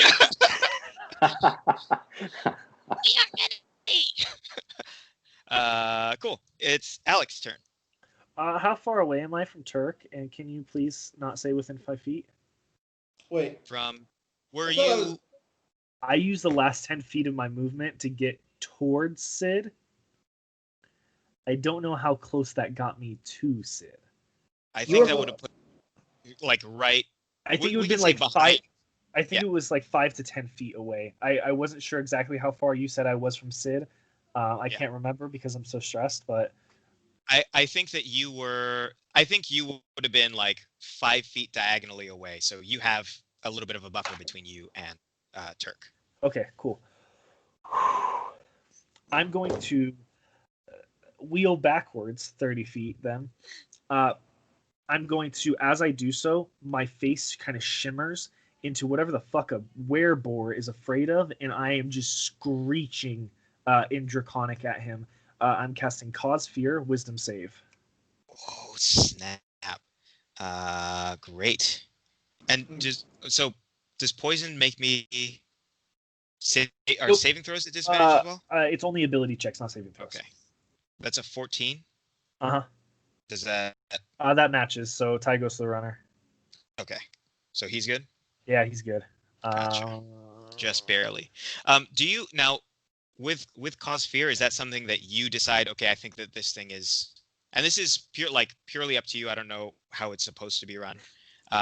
Is it something that you decide? I think this thing is scary, so let me do that, or is it just tapping into their? So the wording says you awaken the sense of mortality in one creature you can see within range. So I've always imagined that as like I appear as something that makes it afraid for its life. You see And anybody who's around and watching this see as just for a moment, the form of Alec just shifts into this half-orc woman who's just like staring daggers at him. And yeah, he like, and then I think it disappears, and he just kind of like shakes his head and shakes it off. I made myself such a target right there. Ooh. Orcha. Ooh. Gotcha. Twang, you're up. Ah. Are the rats still on me? Yes. Oh, yeah. I hate rats. All right, but delicious. I'm going to. I'm gonna try and just like. I don't know what to do with rats. This is a new experience for me. I guess I'm just gonna try and stab them with my little rapier, or little letter opener, and just kind of like carefully. Okay. Sweet. Go ahead and roll an attack. All right. Actually, yeah, no. 8. 8 is not gonna do it. Yeah, I think there are just too many of them, and you like are trying to swing, and every time you try and swing, there's another that like is crawling up you, trying to bite you, and so you have to turn your attention to fighting them off. You're not able to get a good hit on any of them. I'm gonna holler, Sid! Sid, I don't know how to stab these things! And I'm gonna cast Healing Word on Sid. Oh, snap. Okay. Fucking bards. God yeah. bless the bards. Oh man, go ahead and roll that. Yeah. Is Healing Word a D4? Yeah. I never. Okay, hold on. I need to. Because it's like a D4 plus my. Spellcasting modifier. Spell modifier. Okay, so. D4. Such a fucking emotional roller 7. coaster. 7. I'll take it. Dope. All right. Yeah, I think you are like starting to stir. Turk is still standing over you, but now his attention has turned to Alec, and he's going to. Luckily, he doesn't have the charge anymore. You're not that far away, but he's going to run up and try and hit you with his tusks. 19 to hit. Maybe I should have chosen shield. 8 points of damage. Ooh, that's not good. Yeah. Make a Constitution saving throw, please. Okay. That's probably not that great either. This one. Okay. 15. Okay, you're good. Sweet. Yeah, the bandit's turn. He's gonna stand up and I think try and attack you, Scott, because you're standing over him. 8 to hit. Not gonna do it. Clang. I think he's just so like when he stands up and he's already like wobbly, and I think he goes to hit. You just like raise your shield and knock it out of the way, kind of throwing him off balance too. And it is it's Sid's turn. Because Sid's back up. Am I like just looking up at like the crotch of a giant wereboar? So it's now like a little bit to your left and behind you, like over your head, if that makes sense. Am I far enough away that I'm not going to get attacked if I get the fuck out of there?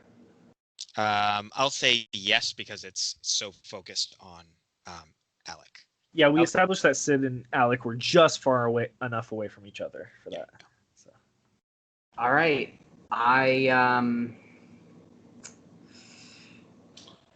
yeah, there's nothing I can do against that guy, and I'm gonna stand up and run towards the other thug that just got up and make an attack against him. Is Reese still next to him? Yes, so you can make that with advantage. Okay, and as I run up, I'm gonna yell to Reese, like, deal with the big fucker. I've got this one. What the fuck is my accent? I'm from Brooklyn. I'm from Brooklyn. Session 3, this will be down fucking pat. I promise. Why does this? All right, whatever. Yeah, that's right. 24. Heck yeah.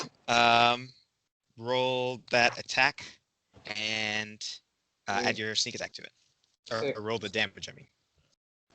So that's 1d8 plus 1d6 plus 3. 16 damage. Nice.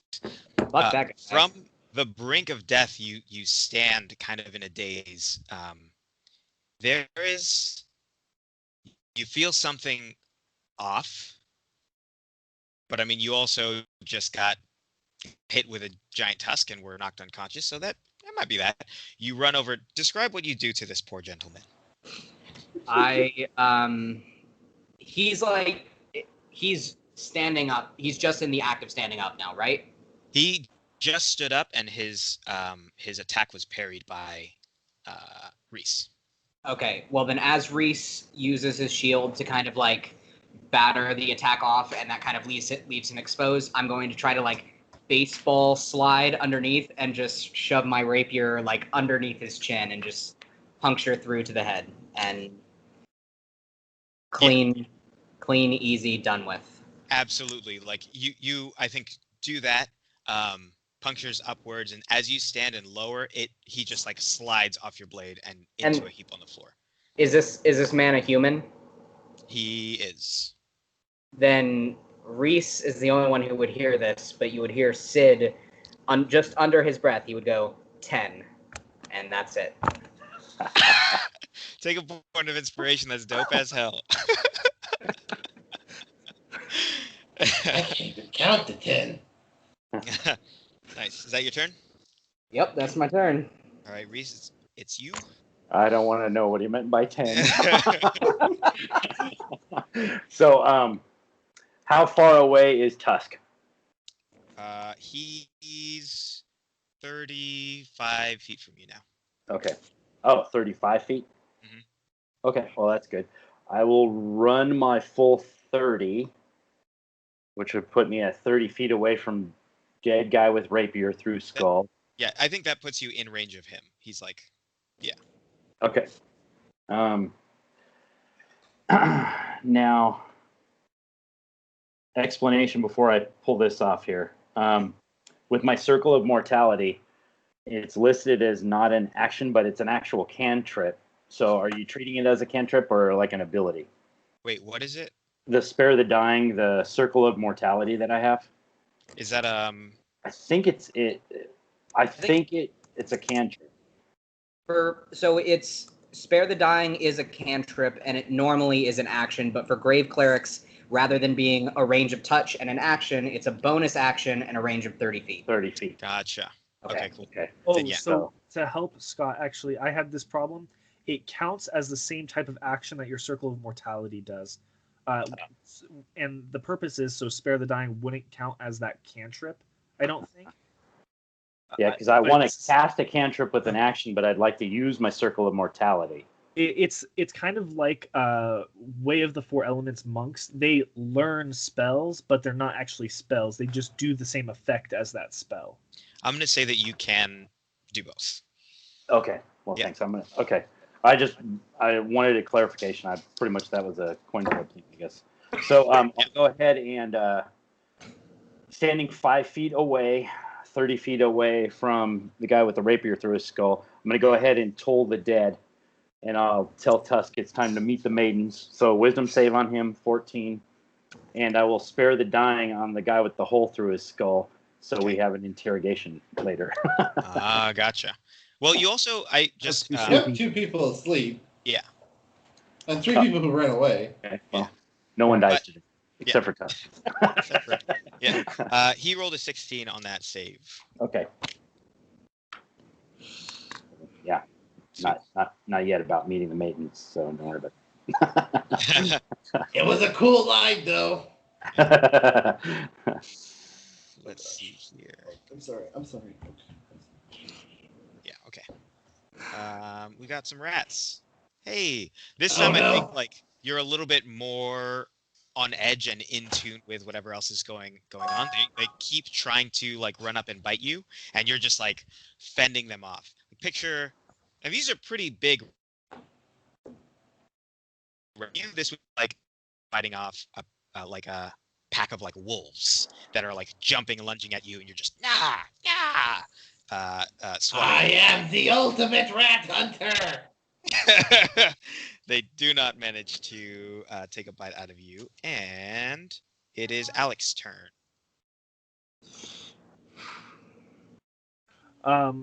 So yeah, but they can see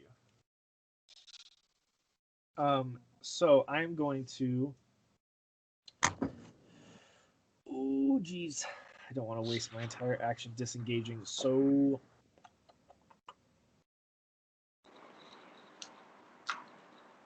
I can't take another hit. He will kill me. I'm gonna take the disadvantage to use one more ray of sickness. Okay. Just like in front of me, I'm just gonna like fucking Kamehameha him right in the chest.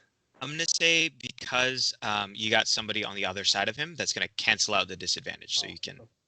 Bless you, dear friend. Okay. 25. Ooh, nice. Yeah. All right, roll that damage. 2, 9, and he needs to make me a Constitution saving throw again. Con save. 16. That'll save, and he is not poisoned, and I am out of spells. So. Is he not poisoned anymore?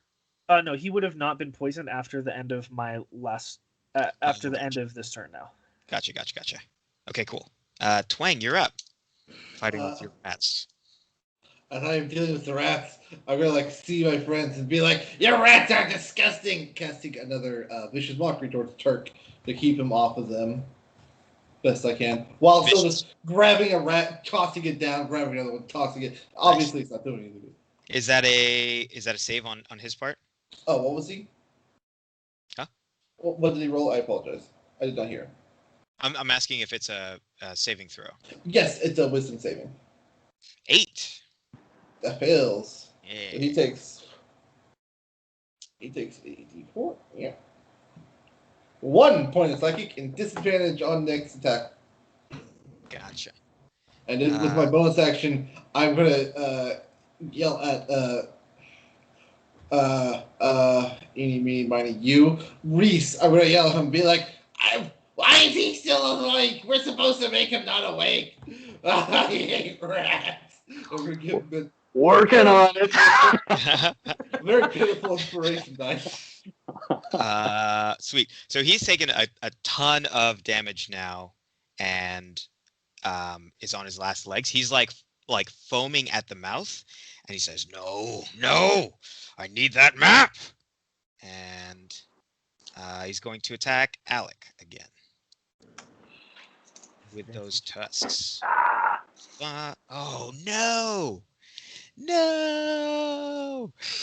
I could roll again, but I don't need to. That's a 1. Yeah. Let's see. Did you roll again to make me feel better, though? Oh, hell yeah, dude. 2.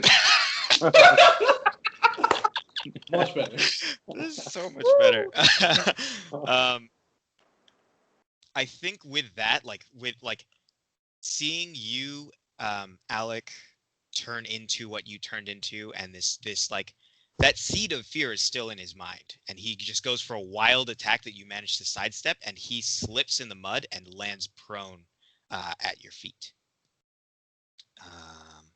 Yeah, sweet. And it goes back. Oh, shift time around him. Yeah. That's how I dodge everything. Nice. Yeah, I think you see him charging, and you just bullet time out of there.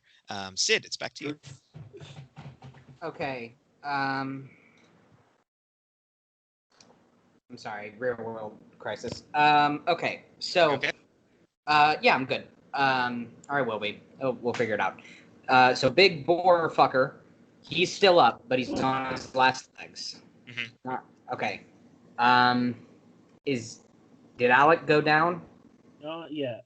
No. Not yet. He did. Actually, he attacked me so badly he went down. I think you saw Alec like do something and just it looked a little bit like he moved lightning quick and just shifted out of the way. Okay. Does it look? Hold on a second.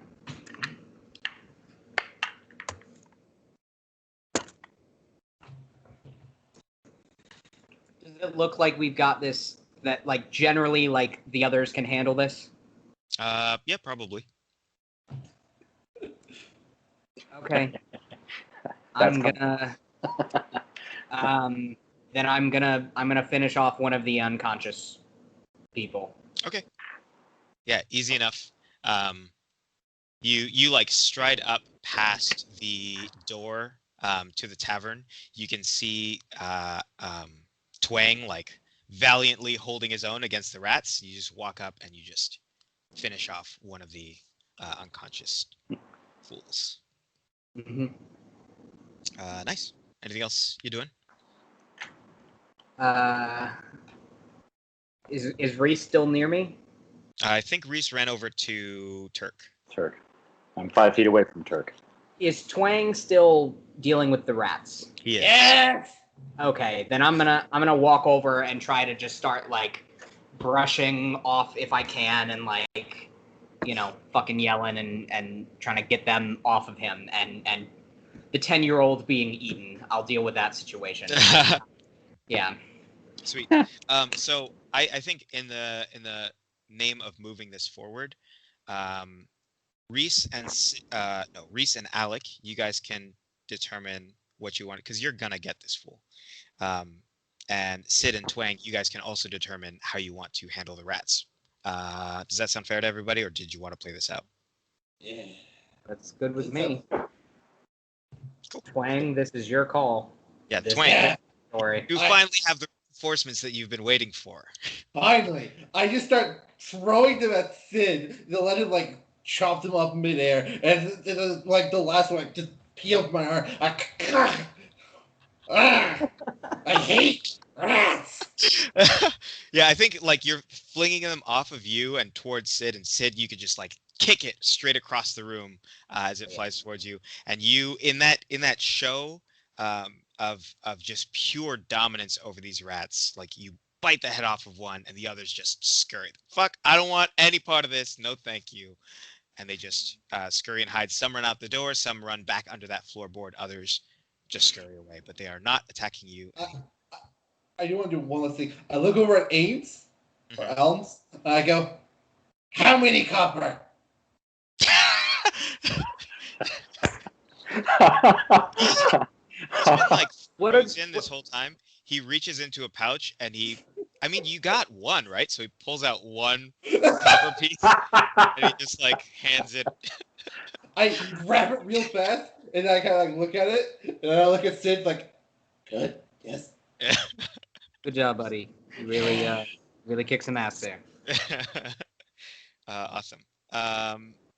Yeah, Reese and Alec, what do you guys do about Turk?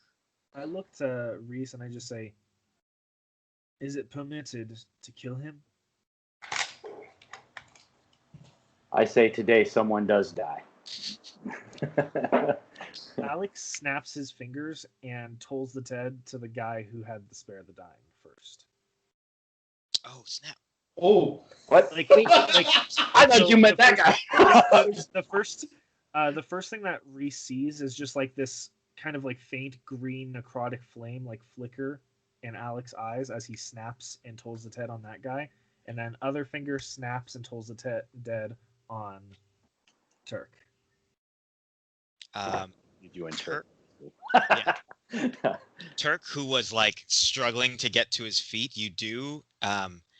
And there's just this like, I think everybody can hear it. There's just this loud ringing, this like, that just completely dwarfs any other sound. Just boom, and you feel it reverberating in your chest as he just like, the life leaves him, and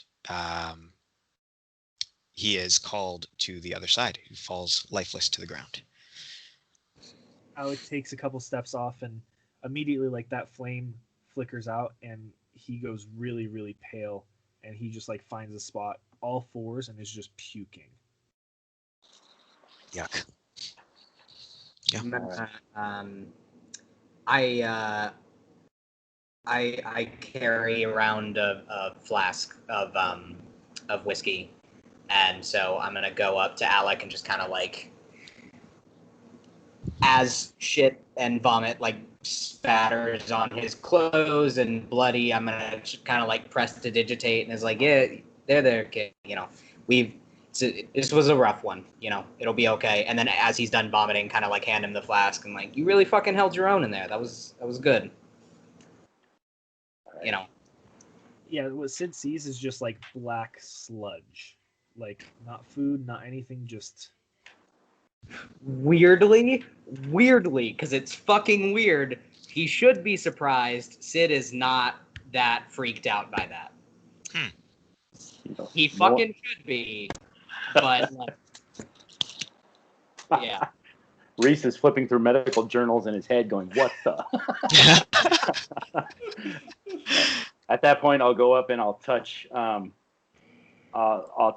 on the shoulder and use my my healing hands. That'll give him 2 points.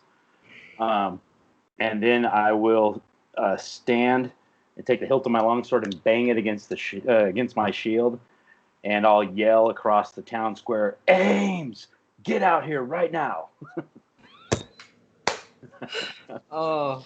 Can we take a quick, like, 5-10 minute break real quick so I pee and get water and everything? Yeah. Yes. Yeah, sure.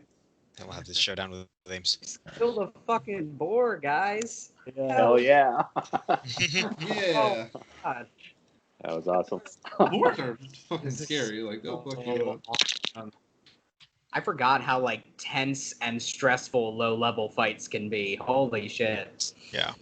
Oh man. I was so worried that I killed you. I was just like, oh no. I really don't want it. I would have been heartbroken, but I would have been okay with it. That's the dice have to fall where they fall, and yeah, no, I think that played out really, really well as far as like what would have happened and what Sid would have done, and that whole shit with the rat, and there's more people than you expect. Like, oh my god, so. Yeah. Sid is definitely pissed off right now at part Ames, part the mayor. He's mad at the mayor, but he knows it's dumb to be mad at the mayor. And like, Right. I know he didn't know any better, but I'm still angry that our info wasn't accurate. Yeah. Out of character, we assume he didn't know any better. We assume he didn't plan this all out. Because there are like 2 people who actually knew about the plan. And that was the mayor and Ames. And I don't think Ames is the bad guy here. Because Ames, maybe it's because I hard my character much. I think Ames is pretty trustworthy. I think he's kind of a little dull, but I think he's trustworthy enough. The mayor, do we ever insight check the mayor? I insight check anything this entire I am campaign. real fucking good at insight checking people. That's like my whole thing. And I'm so glad, because my entire character's whole thing is the opposite. Yeah. He doesn't inside check shit. Well, the other really interesting thing is that, like, yeah, I think that Twang would think that Ames is level, but like, you've also proven yourself to not be reliable in that sense. Oh right? yeah, Like, no, definitely. Yeah. Mm-hmm.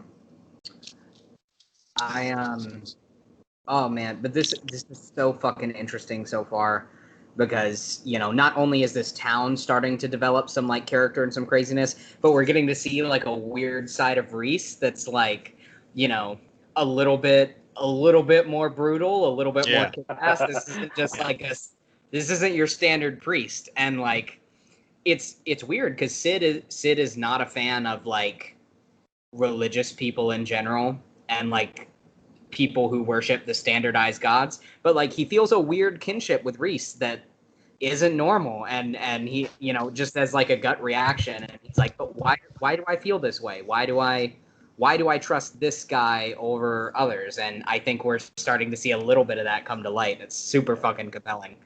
what I kind of told myself when I was forming Reese, I was like, I kind of want to play him like, fighter cleric, grave cleric. He's kind of, that barrier in between life and death. And I kind of want to turn him into like, he's lawful good, but I think I'm playing him a little bit edging towards lawful neutral, where he's going to become like justice. He's going to be the guy who judges who lives and dies, kind of thing. Oh yeah. And I was like, you know what? If he was a paladin, it'd be kind of more like a conquest type thing. Are you a paladin? No.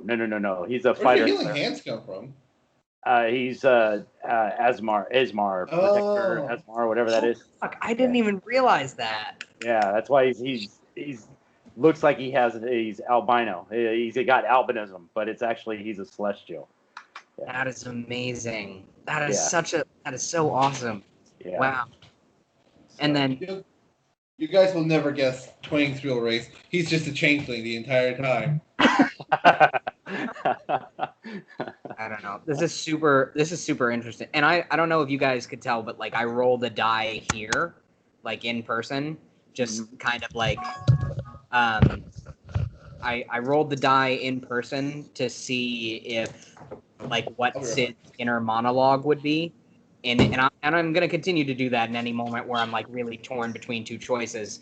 But I had the choice between like I can Eldritch Blast that big motherfucker, and if Connor had gone down, like Sid is good aligned, I think he would have done it.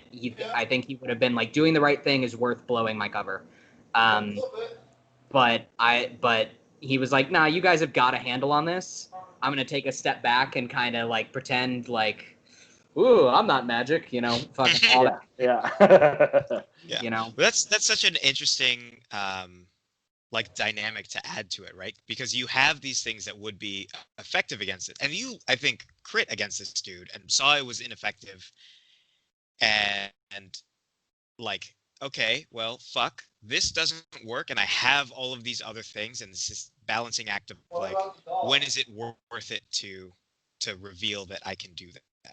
And like, it's not yet, right? Like, we're in danger. I almost fucking died, but I'm still not gonna blow my cover. I think that's a very fundamental thing with Sid is like keeping his cool in situations where everyone else is losing their shit. If there is and I think that's part of why he likes Reese is because like Reese has seemed pretty cool headed about a lot of like very unnatural shit thus far. And I think that's really I think he respects that like on a very fundamental level as somebody who's like you know things are bad, things are desperate, but I'm not going to start making better choices by freaking out. So I need to stay calm and I need to measure this. And like even after going down and waking up and everything kind of being a blur, there's still like fundamentally like I have a greater obligation and I can't fulfill it if I let on too much too quickly. And so I'm really I don't know, I was surprised and like really excited by the way this played out because I think in my mind all week I've been building up to like, okay, we're gonna take out these three guys and then just move on to the bandit, and that's the bandit lair. That's gonna be the big fight. And then like, no, this just fucked up everything, and that's amazing, and I'm really glad for it. Nice. Speaking of keeping your cool, I sent you a private message if you want to check that out in Discord. I will check that out. Dun dun. Dun dun dun. No big deal or anything. Oh, okay. All right. Okay. This is concerning. You say that, but I will be the first to admit. I have, on more than one occasion, sent a private DM to one of my players that just says, act worried for a little bit. There was no reason. I just wanted to freak the party out. That's a good That's a good tactic. I want to use that sometime. Yeah. Scott, I wonder. So I heard some things about running Curse of Strahd, like different ways that the book tells you can mess with players. You played the original Ravenloft, right? Yeah, I6. Yeah, Were there Castle Ravenloft. other like things that you like? What like things that you like did to get into the heads of your players? Oh man, well, just separation is all is it's a DM. It's a hard to manage DM mechanic, but especially if you're playing like online or something, I imagine. But separation and isolation's great. Oh Um, man, yeah, and pitting one player, not PvP, but pitting the suspicions of one player on another is one thing. that's And then just once they're in Castle Ravenloft, they're Strahd's playthings at that point. Strahd can come in and out, and the castle is pretty much a monster in and of itself. that's So That's crazy. so yeah, cool. like one of the Yeah. things he did, he would come in.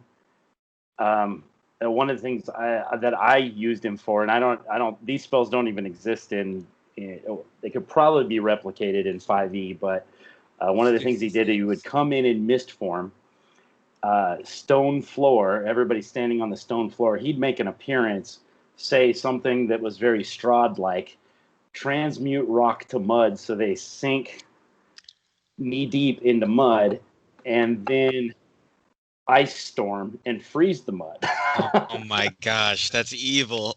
Yeah, and then and of course he's taking all these attacks, but it's Strahd, so Mhm. it's missile attacks at this point.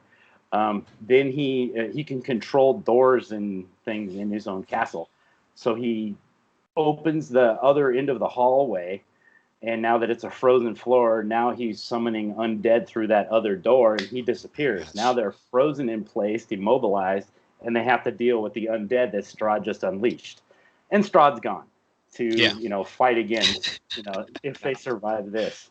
Oh my So god. just that not knowing when you're going to face Strahd next and knowing that he always has the advantage within Castle Ravenloft, it's just I think that's why so many people that's why so many people like it, I think, Yeah. because it's the DM can inflict the horror, and then the players get to experience the horror. Yeah. Oh man. Yeah, Ugh. yeah. But again, the Curse of Strahd book. I'm not sure if he has as much power or more power or whatever it is. And I know that it's a lot more. There's a lot more plot lines going on in Barovia than there is in the original. But yeah, Strahd and Castle Ravenloft are just one big monster together. Yeah, So that's fucking awesome. I want to play in it so bad. It's one of the books that like I would love to read as a DM just to get ideas from, yeah, but I want to play it as a player so bad because I've heard so many great things I about know, it. I Oh know. man. Oh. Yeah, it's great. Yeah, and then some of the stuff from the original is carried over, like going into the catacombs underneath. No Um, spoilers. what's that? No spoilers. I'm going to play because that is the one module that I actually Okay. want to play. The rest of them I don't particularly care for. Mhm. Yeah. I heard Storm King Giant. I don't know what it's called. Storm Storm King's King's Thunder. Thunder. That's it. I heard that one's really good. But Yeah. the only one I really want to play is because of what you said. The Ravenloft, the Curse of Strahd, because it seemed so interesting and so fun. I've never gotten the opportunity to play it. Yeah. So I ask you, like, no spoilers, please. No spoilers. Yeah, just I have noticed just reading through it. A lot of things are straight from the original, Yeah. which Well, I think the didn't original was very very deadly. I thought that they brought Hickman and Weiss back to like write Curse of Strahd for 5e. Oh, I thought. I I thought. didn't I didn't even notice that. Am I? Yeah, Did I that say would there? be cool. Yeah, Tracy Tracy Hickman. Hickman and Margaret Weiss. Yeah, that'd be. I hadn't even noticed. I pre-ordered that Rime of the Frost Maiden. I'm very interested in what that Oh looks yeah. like. Yeah. So everybody was saying that it's kind of like the old movie John Carpenter's The Thing, and then The Oh, Shining, yeah. and kind of Oh, rolling man. all that theme of like snowy and Arctic complete isolation, kind of in a horror theme. Yeah. I'm geeked on that. So Yeah, that would be cool. I really hope it has the transforming because I love The Thing so much. It's such a good movie. It's my probably third favorite movie of all time. I would love for it to have like a Zing replicant where it's like something is slowly killing all these people. I guess it wouldn't really work because most players don't really care about NPCs, and Right. insta killing a player for a suspense would be a dick move. I think Yeah. what would be interesting would be if you if you pulled a player aside and said, "Okay, you're a host now." Like, That'd be interesting for like a one shot. Yeah. yeah. Oh yeah. I mean, I do a lot of that, but like I love Slod specifically because Slod like have a lot of weird bullshit that they can pull that will like end up affecting interplayer relationships and stuff like that. And so pretty much if I'm ever doing like a horror themed one shot, you're gonna see a Slod at some point. It's Nice. What the fuck's I've a been on a kick slot? recently for taking stuff like media that I like normally in the real world and then trying to kind of convert it into a one shot. And so there's just one like indie game that just came out called or not, it didn't just come out, but it's called The Sexy Brutale, and it's about this like casino mansion, and people are all interacting with it, and someone in the mansion is a murderer and has like hypnotized all of the staff and is controlling them into like murdering everyone at this party simultaneously. And 12 hours, there's a reset every 12 hours in time, where you go back to the beginning of the day, the beginning of the party, when people are arriving at different points and doing different stuff. And they each, and basically, like the only reason you can change anything is because you have this like magic item that is resetting your own internal clock. And so what you do is you have to go through different parts of the house and like slowly gain new abilities and slowly access new areas and solve everyone's murder until you get enough clues to figure out who is the like, who is actually killing people, why is this happening, what is going on. But it's pretty short. You can play through the whole thing in like 10 to 12 hours. Oh, But it's a fucking wonderful story. It's very well animated. My younger brother has like an electro swing band, which is just 1920s music with like fucking club beats in the background. But it's got great electro swing music and stuff like that, and it's I highly recommend it. But I have a one shot that I've kind of designed around the experiences in that and helping a party kind of like grow and solve the same stuff. So I've been thinking about doing one of those for like The Thing and trying to find a way to really adapt that, but I don't know. It's just sort of a hobby within the hobby. If you guys like those horror modules, on DM's Guild they have all the 2E Ravenloft modules, and some of them are just classic. Oh, man. I loved playing through them, and it's it would just be get those and then convert it to 5e. Most of the monsters carry straight over, but it's just that element. Like they even have one like an entry level one. I think it's like for first and second level characters. It's pretty much like a Walking Dead type thing. Oh, you know? nice. Yeah, I mean, Nice. yeah. And then you were talking about the slots. I believe there's one called Circle of Darkness, where they're yeah, and it's a village that is trying to remove a curse, so they're doing some weird stuff and they accidentally summon a slot. So, and then of course, you got to try to get rid of this. And then once you get rid of it, someone keeps on trying to, bring these in. They're doing it for the good of the village, but they accidentally are summoning all these things from the abyss. So yeah, it's a pretty cool module. But along those lines, I mean, the original Castle Ravenloft and the Curse of Strahd and everything, that's the top of the heap. But there was some other great stuff in 2E for Ravenloft.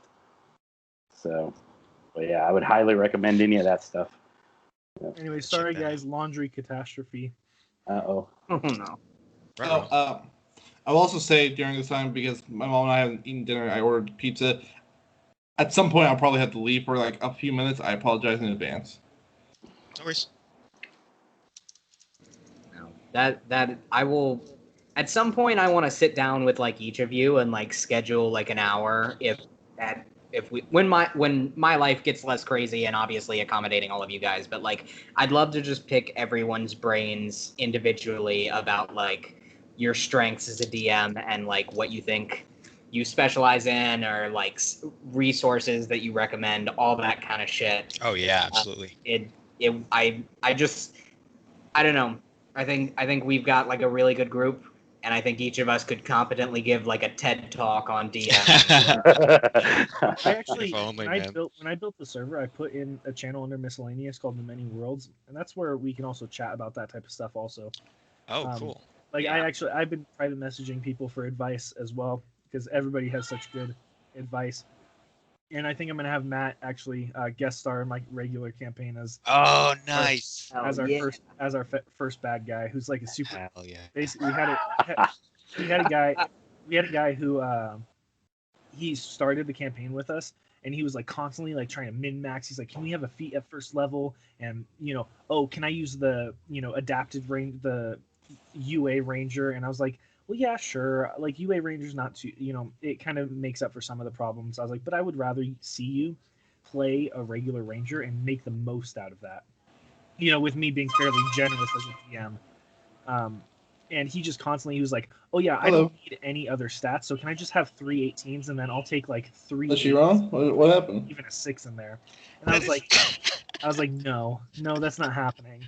And he's like, but why? I was like, because I just don't like running games that way. I was like, if that's what you're looking for, there are definitely games out there for you. I was like, but we're not going to be that combat heavy anyways, so stats like that aren't going to matter as much.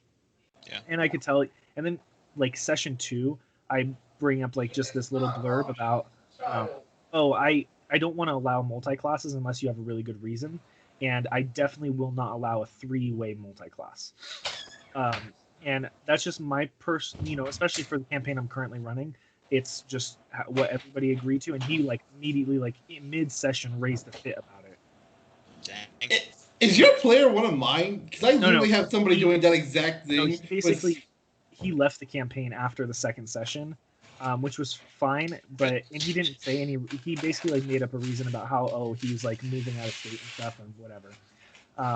And so he left, but he gave me this really great, super fucking edgy ranger character. And I was like, gosh. I can do a lot with this character, and I'll just post the picture because it's so Nice. fucking. The picture was so edgy. It was such the like. Dritzed. Oh my god. The 15-year-old entering emo phase, which I'm not. I'm an adult who's still goth. I fully appreciate that, but holy shit, you gotta know time and place. Yeah, and so here is the. I'll just toss it in like. I cannot do edgy at all. I've tried multiple times, and I've never done it well.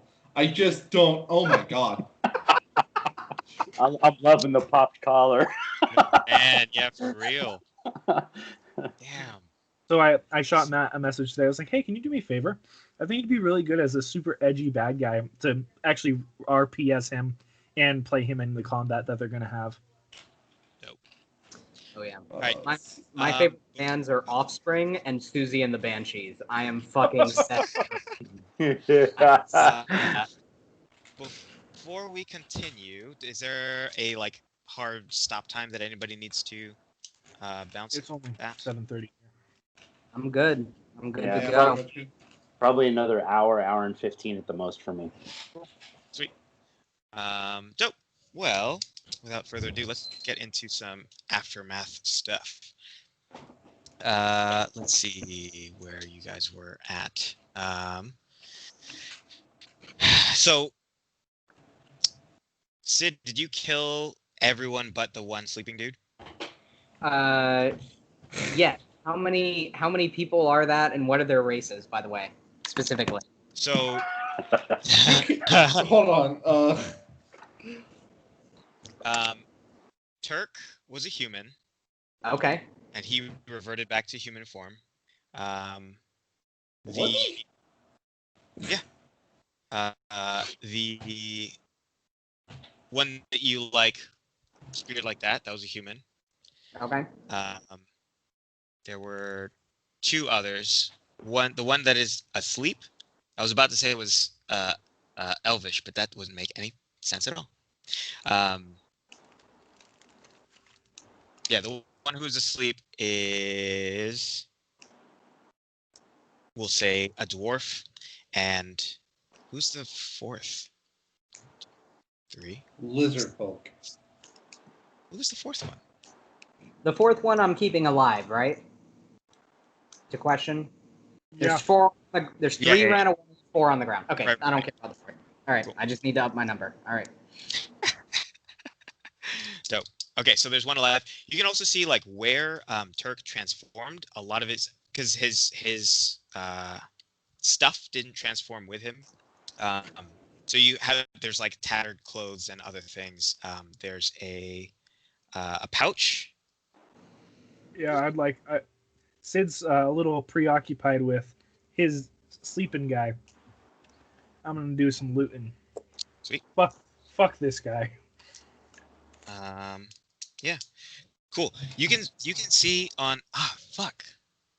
I completely forgot about that. That's okay. Each of them has a bottle filled with red liquid with a closed eye inscribed on it. Identical to the bottles that the goblins had on them. I am once again going to turn to Twang and say, don't fucking drink these. And continue. Just as soon as I see Alec pull one out, I'm going to be like, okay, all right. These are interconnected problems. And they probably make things die. So I don't want I never our thing to drink. I never analyzed that rune. Can I do so now? Which rune? The little eye thing. Oh, yeah. I never saw those, so Yeah. Roll history. that's When Sid turns away, 10. 10. I don't think you've ever seen it before. Shit I ain't seen. There's also a scroll case that is closed and on the ground. So you can find 12 silver pieces and 36 copper pieces among all of them. Yeah. Go ahead. How many rats did I kill? Let's say 3 rats. All right, whatever. I'm gonna demand from Ames 3 copper, and I promise that to Twang. And I sent you a private message. Gotcha. Who finds that amount of coin? I think you said you were looting, so you Yeah. do. Okay, so I'm going to pocket 6 silver and hand out the rest to everyone else.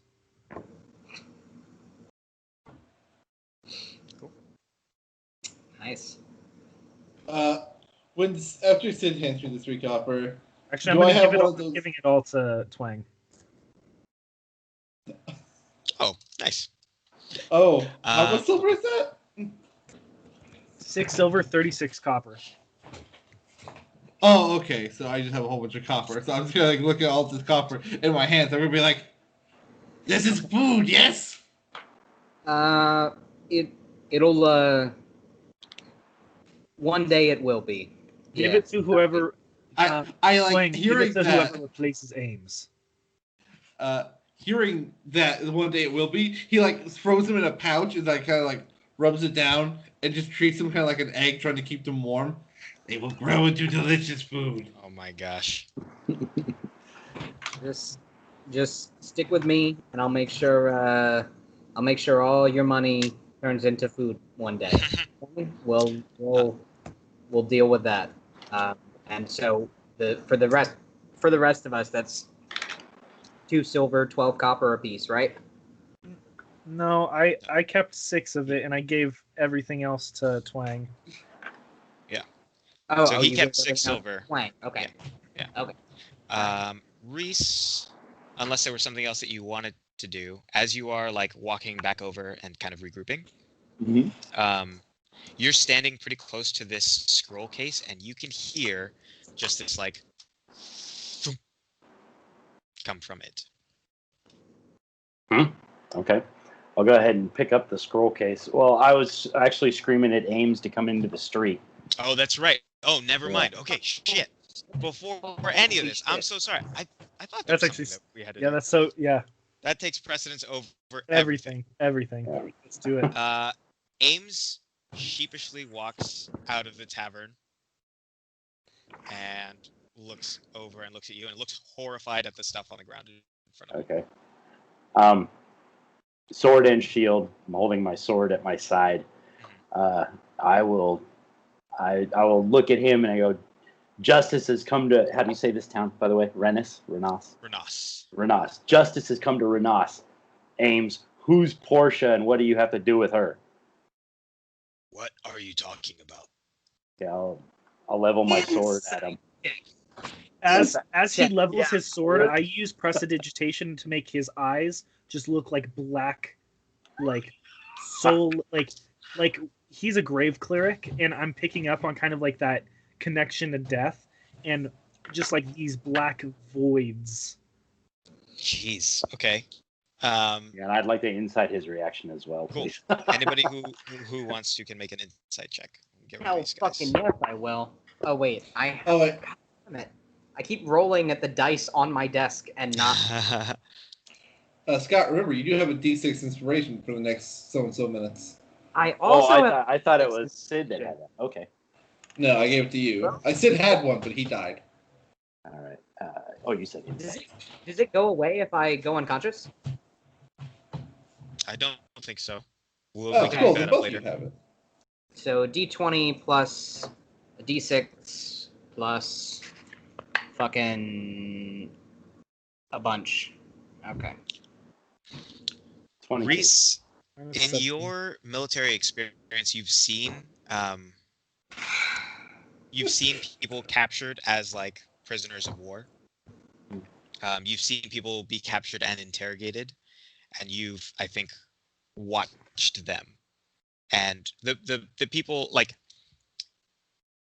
you, I think, got a good sense of when somebody is withholding information and when they break, and somebody who like really doesn't know anything, or at least you guys never find out. As you're watching Ames, you can see that same look of just like confusion and fear in his eyes. He literally doesn't know. Okay, so he doesn't know. Okay. All right. So with that, as I'm leveling the sword, even though now I've changed my mind about his participation in this, I will ask him, why did you install a new lock and why did you allow them to ambush us? I installed a lock to keep them out. And I didn't let them. I thought you guys were going to take them away from here. That was the whole plan, wasn't it? Why the fuck were you listening to our plan in the first place? You guys were talking loud as hell. What? It's my... I was cleaning up for the night. I just can't help but You're overhear literally the worst bartender / innkeeper, whatever the fuck you are. stuff. Hey, Wang. pal. Yes. Eyes go green flames again. And I'll just be like, stare at him. He's pissing. I'm gonna tell him to go get the mayor, who's still hanging out at the temple. I'll tell him, go get the mayor. I'm gonna take Twang, and I want us to circle around to the cellar, and I was like, "Hey, we've got a fucking rat problem, and you seem like you're well suited to help me take care of that. So come over here," and just kind of lead him down into the cellar, and I just want to clear out any like remaining hordes of rats, or see if there's anything I can find. Like, I don't imagine there would be anything left behind from the big rat, because he was a rat, and I don't imagine he carried stuff, but, like, I do just kind of want to do a quick check of the room, and then kill anything that can, like, carry a plague, I just don't want that around. Cool. Do you take your time? Like, how thorough are you being? I'll take as long as I fucking need.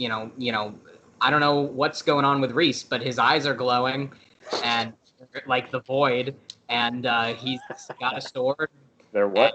He's got a pretty, he's got a mage next to him. Like, I feel confident in their ability to handle whatever's going on the other side of the building. So Right. I'm gonna deal with this right now, unless I suddenly start hearing screams or something. Okay. Yeah, we'll say unless something interrupts you, it takes you maybe half an hour, 45 minutes to clear out 23 rats. After that, you don't see any spraying or anything else like that. You also don't find anything like left behind. Is there any food in the cellar? There's tons of food in the cellar. There's 23 rats. Is there any non-rat based food in the cellar?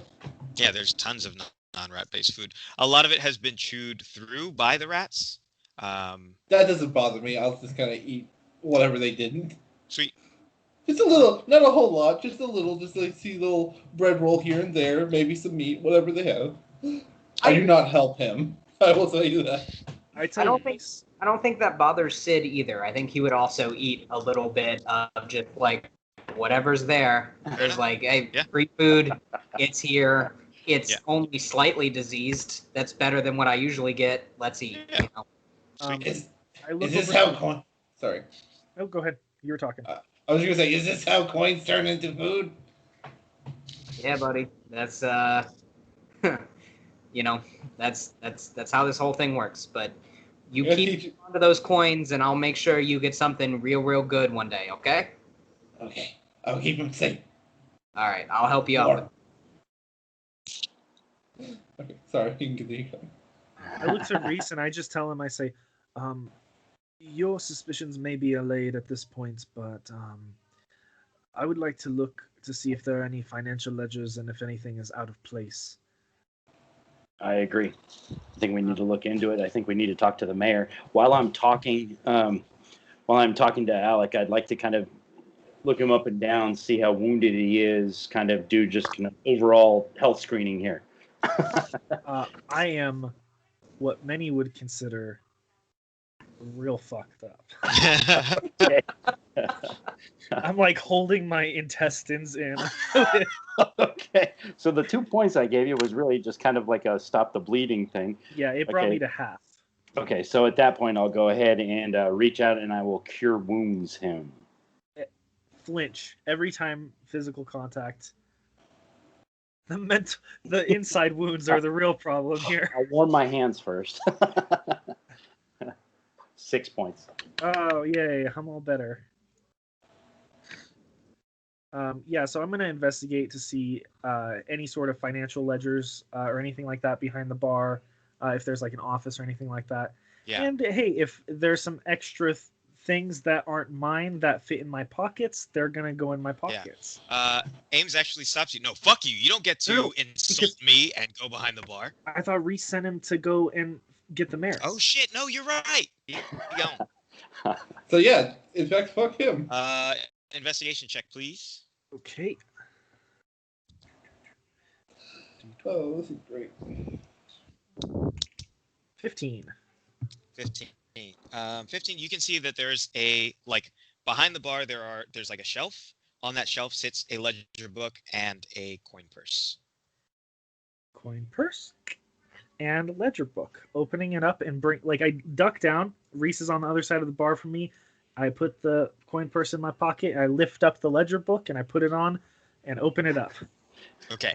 Now, just so you don't think that I'm fucking you later, a coin purse going missing, like a ledger book being rifled through, you can put that back, no problem. A coin purse going missing, that's going to be noticed, and there's a good chance that he's going to think that it was one of you.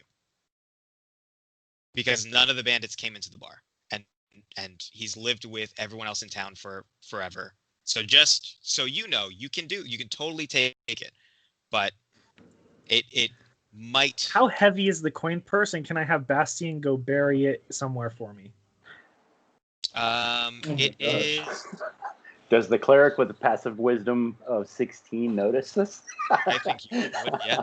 I will sleight of hand this. If I need Okay. to. Let's have a contest here. I just want to be the little angel on your shoulder going, don't do it. I don't care. If that's what the numbers give us, then I will. Yep, he probably notices. I rolled a 2. Yeah. Let's see.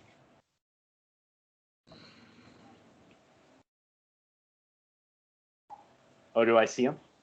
I would assume so, unless you roll. Wait. I think you'd have to roll a 1. Oh, you want me to roll perception? Okay. Yeah. Oh, sorry.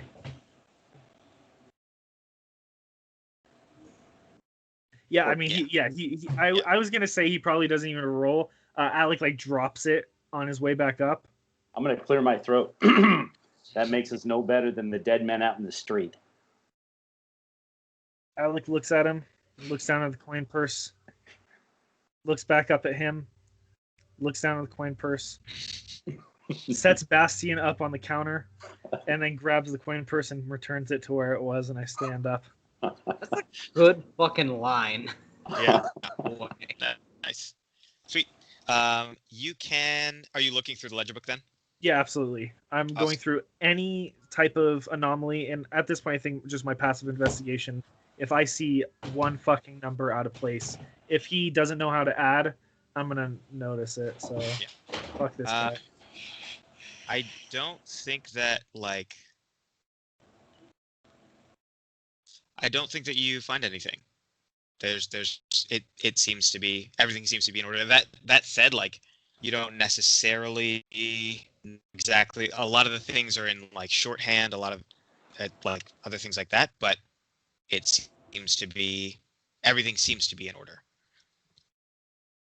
Okay, so I have proficiency with a forgery kit, even with that, knowing what might be out of place. Nothing. I'll take that. Yeah, I think that's the last. What you notice is there is another set of handwriting in here, but what it seems to be is somebody going back and double checking and correcting any mistakes. You can see that. But other than that, no. At this point, Alec has done a thorough investigation. He doesn't hold grudges, and so the suspicions at this point are allayed. He looks up to Reese. Oh, well, I suppose I was a little hasty to jump to conclusions, but he was acting a little twitchy, but perhaps we all have been. As was I. I'll offer my apologies to him. But he isn't back with the mayor yet. Yeah. A little while after that, he comes back with the mayor. Okay. They walk in. I think at around this time, the guys in the cellar can also wrap up. Twang, get the fuck out! Twang is in a barrel, just no! We got shit to do. Come the fuck on. But food! I'm tired. I'm fucking hungry. I got the shit kicked out of me by a fucking boar person thing. You should eat more food. It's everywhere. I'm already giving you my copper from this. Just fucking listen to me. Come on. Let's go. But food. I bamf Bastian down to Twang and try to have Bastian lead him out. Jesus fucking Christ. Follow the rat. Follow the rat. Get the fuck out of here. We're done with this shit. No thanks to you, by the way. And I fucking reluctantly pissed off and tired and very, very wounded follow up the stairs now that Twang has not at all helped me kill 1 by 1 23 fucking rats. And he's getting paid to not help me kill 23 fucking rats. You get that XP, you're gonna level up before it. Before we bring the mayor back, actually, did anybody pick up that scroll case? Yeah, I when you said it was making noise, if you'll allow me to. I know I kind of retconned the whole Ames thing. Yeah. But I'll open it and I'll look inside what. Sweet. I'm going to send you what you find. There's just one scroll inside. Okay. Go. I'm assuming the guys in the cellar come back up. And It's still pretty early in the morning. Like most people haven't come out onto the street yet. Is anybody doing anything with those bodies? They've all been looted already. Yes. I'm gonna check any of them for studded leather. Are any of them wearing studded leather armor? Rolled percentile. I have a phone. Again, apologize 100 times. So what happened? Just quick recap. Anything new? Really? All right, 20 wasn't paying attention, so good. Yeah, you followed a ferret out of the basement and are joining the rest of the group now. 54. 54. You find one. It's a little bit. It's big. You could probably have it resized, but Okay. Yeah. I'll take that. If it looks like generally everything's been looted, then I guess Twang's still in tow, and I'll just start yelling in a somewhat agitated manner to fucking anyone nearby and just kind of help me drag these bodies to the temple and kind of just get them lined up outside the temple. Like, you know, I don't know what the fuck people, I'm good at making dead bodies. I'm not good at dealing with them. So whatever the fuck people are supposed to do with them, I'm sure the priests know. I'm sure Gotcha. those. I think Or somebody. you look over at Reese and you can see him reading this scroll that came out of this case. I do. I'll look to it. Is everybody there? Twang, Sid, and Alec. Yeah. If we have a few moments before the mayor gets here, I have something you all should see. Fucking yeah, sure, whatever, whatever. Fuck. I'll go ahead and hand the scroll over so everybody can read it. Cool. Let me post that into general. Twang will grab it first in excitement and look over it before handing it back to Reese, going, I understand everything now. That is a lie, for those of you who are curious.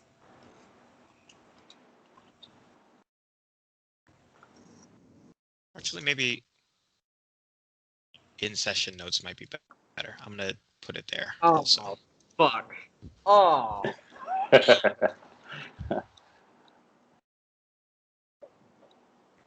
Is Ames wearing a black coat? Has the mayor been wearing? Who has been wearing a black coat that we've seen? Have we noticed the dead anyone? old man?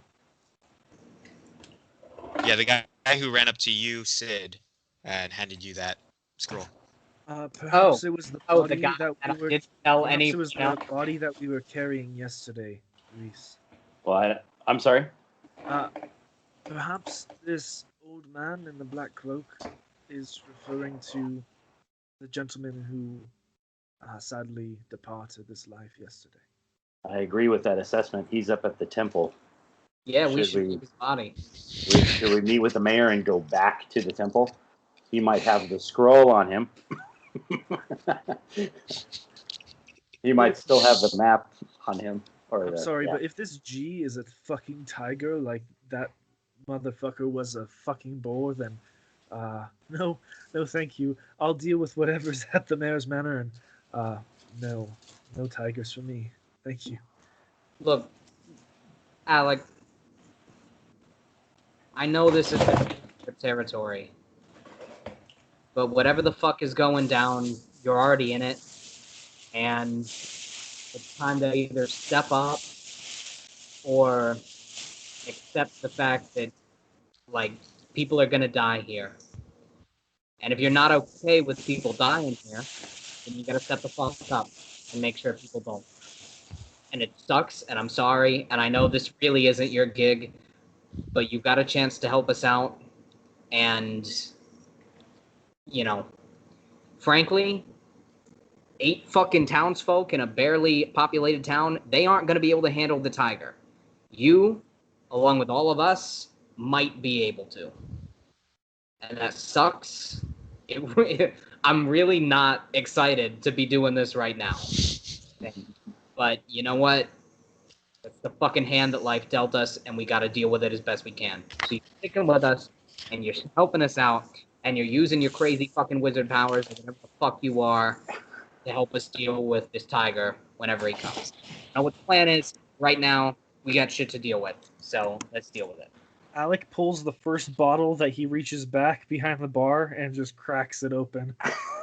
Like, he doesn't give a fuck at this point, any disapproving stares. He just grabs it and just pops it and just swigs.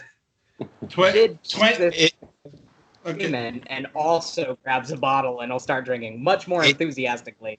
At that point, were you gonna do something? I was gonna say, Twang kind of like goes up to Alec and like pats him on his sort of shin, upper thigh, as high as I can reach, and I'm gonna just go, Alec, it's okay to be afraid, but tigers smell that. We had tigers at circus. The key is to rub them under chin. They really like that. Only ate 2 hands from our trainer.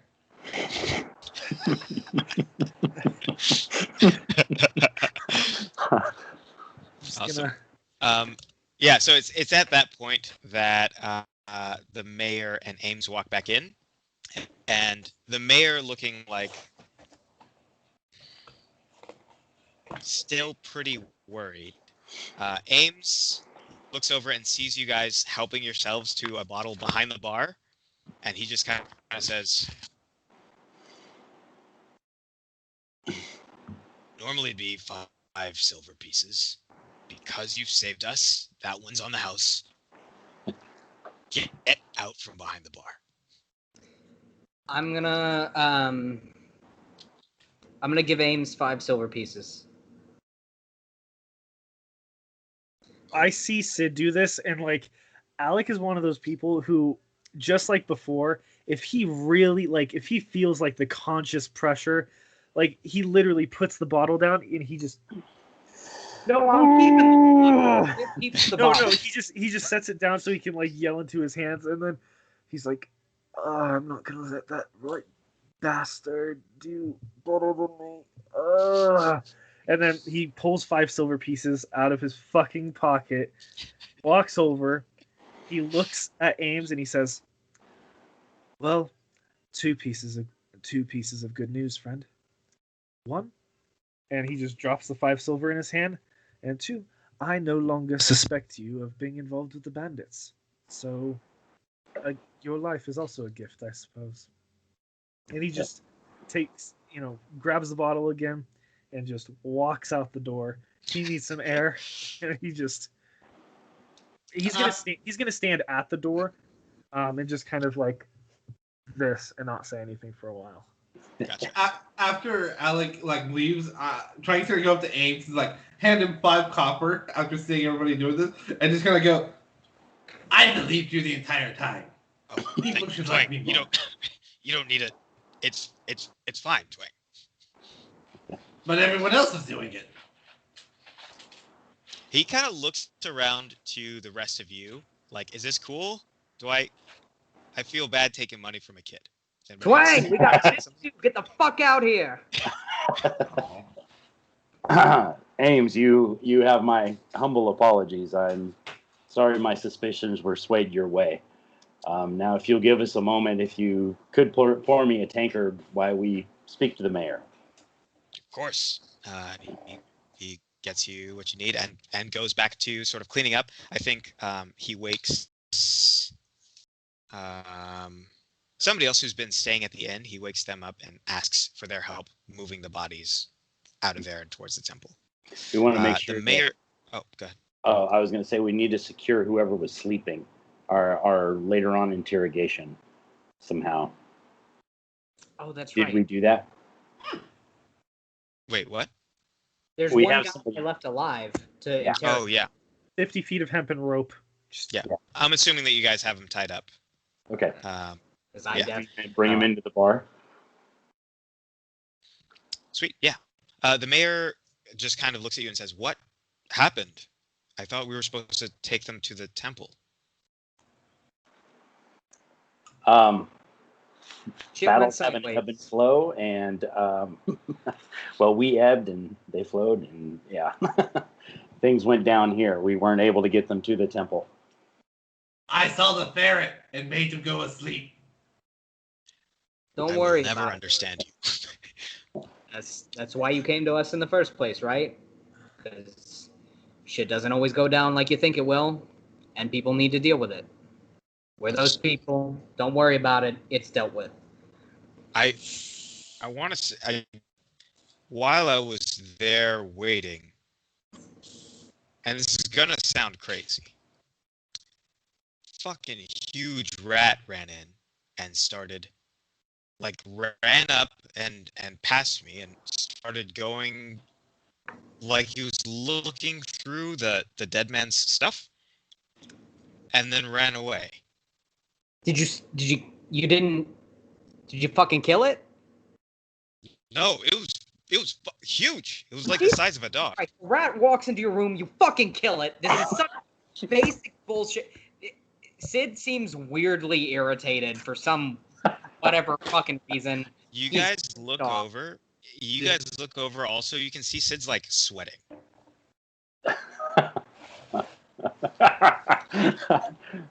Did he step on the bear Sit. trap? Sit.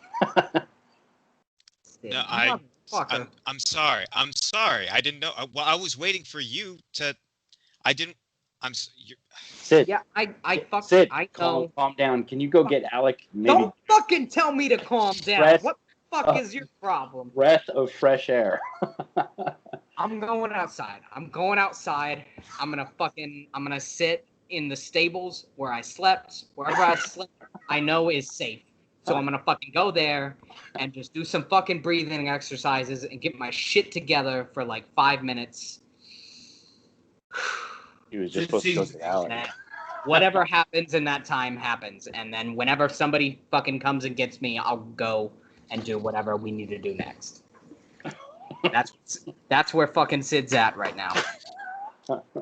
He's uncharacteristically pissed off. The was mayor, fun. as you like storm out, the mayor kind of looks at you and says, "Is he okay?" I don't know where that came from. Maybe the stress of combat. Maybe I've seen it affect people in different ways, but in any case, is everyone well? Is everyone all right? Some of us were wounded, but yeah, we're okay. Okay. It's been a tough day. What do you know of this Portia? What can you tell us of her? Her name was mentioned. I don't know of any Portia. It might have been that woman who came with him the first time.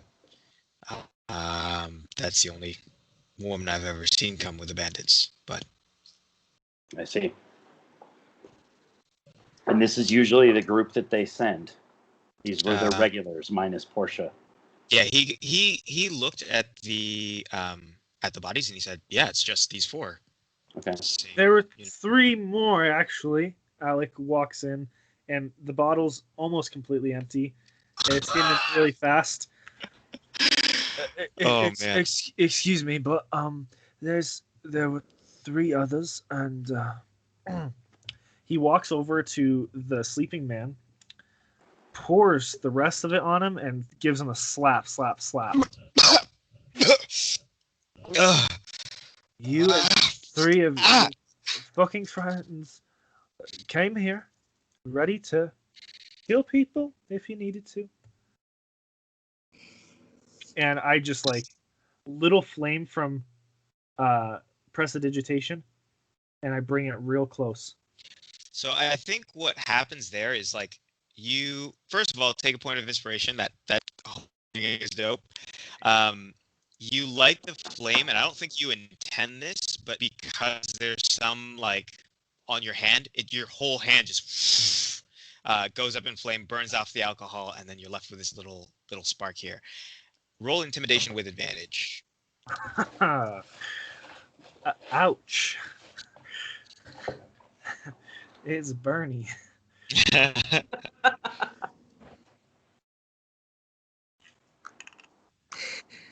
I think that was my first roll. And then 14. Okay. Cool. He, kind of like struggles against his against his bonds. Sid, did you come back in with Alec?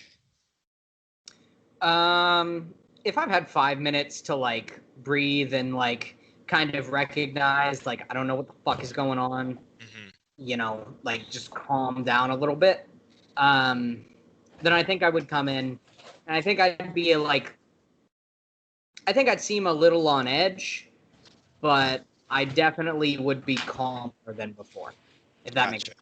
Yeah. Sweet. Yeah, the guy's just like watching you all silently. Give me a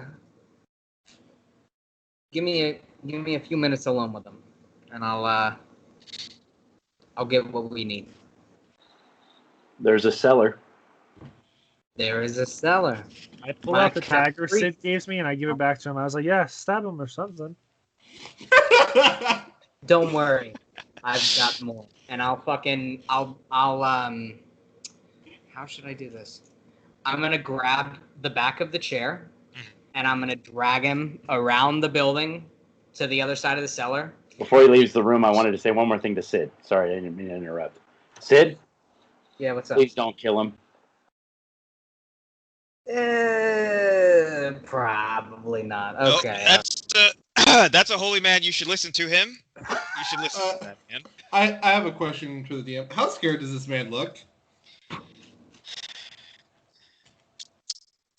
Make an insight check. Oh yay! Just what I was gonna say. Holy shit.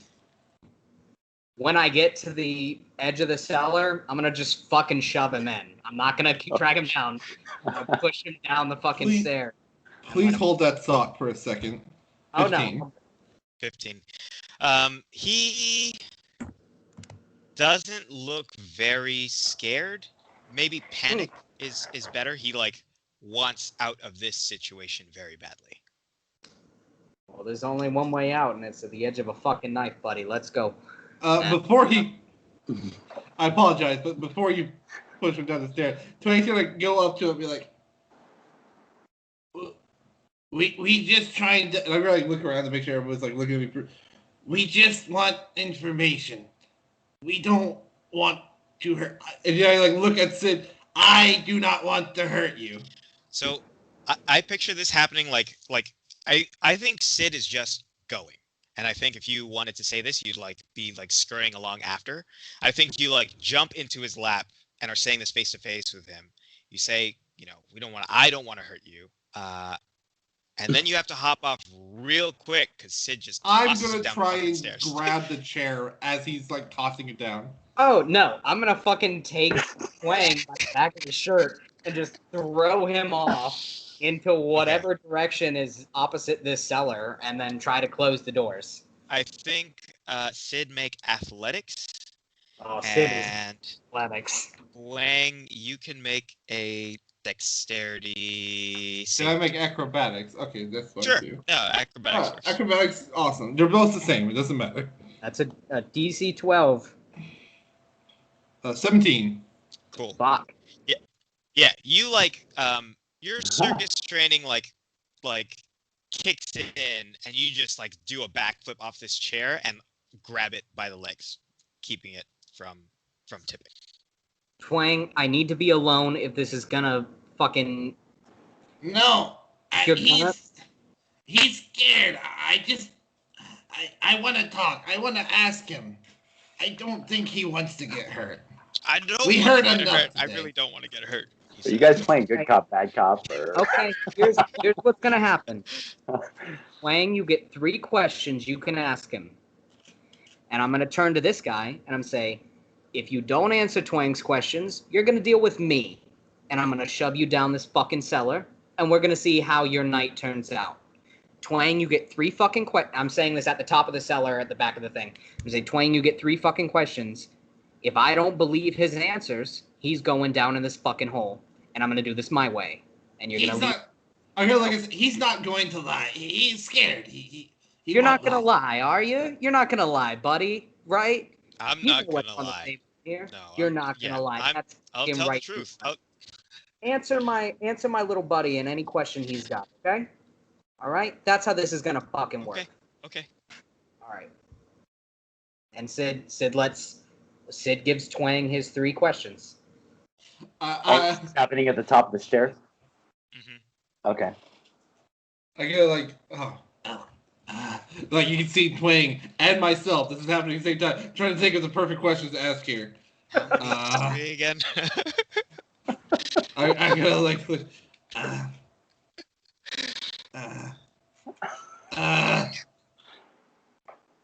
Ask me when my birthday is, maybe. No. Why were you here to hurt us? No, not unless you were gonna get in our way. No. Insight check. Roll that insight. I'm doing this for every question. By the fucking way. Sure. All right. Yeah. well, 24.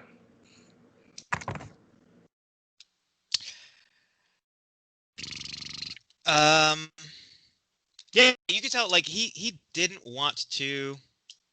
He did like his goal was not to hurt anybody, but you can see he was willing to.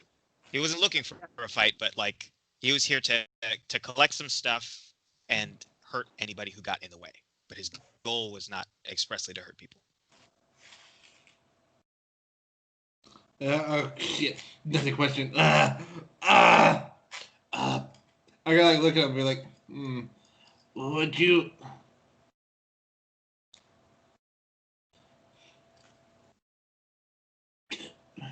we're like, do you enjoy hurting people?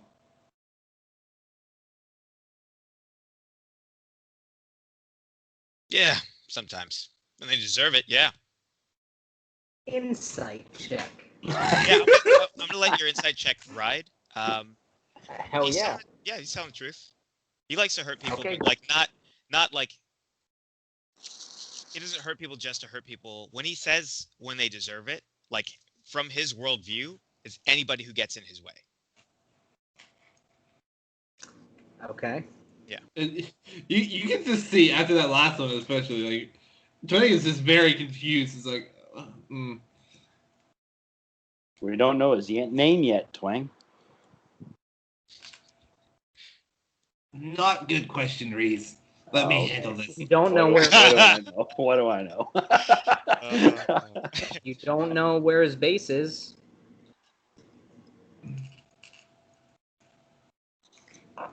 he kind of like looks at him again and be like,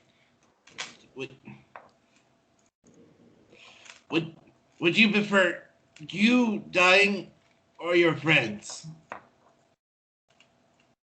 That sounds a little messed up. I like honestly neither. insight check. Okay, make it. And what am I? Or 21. 21.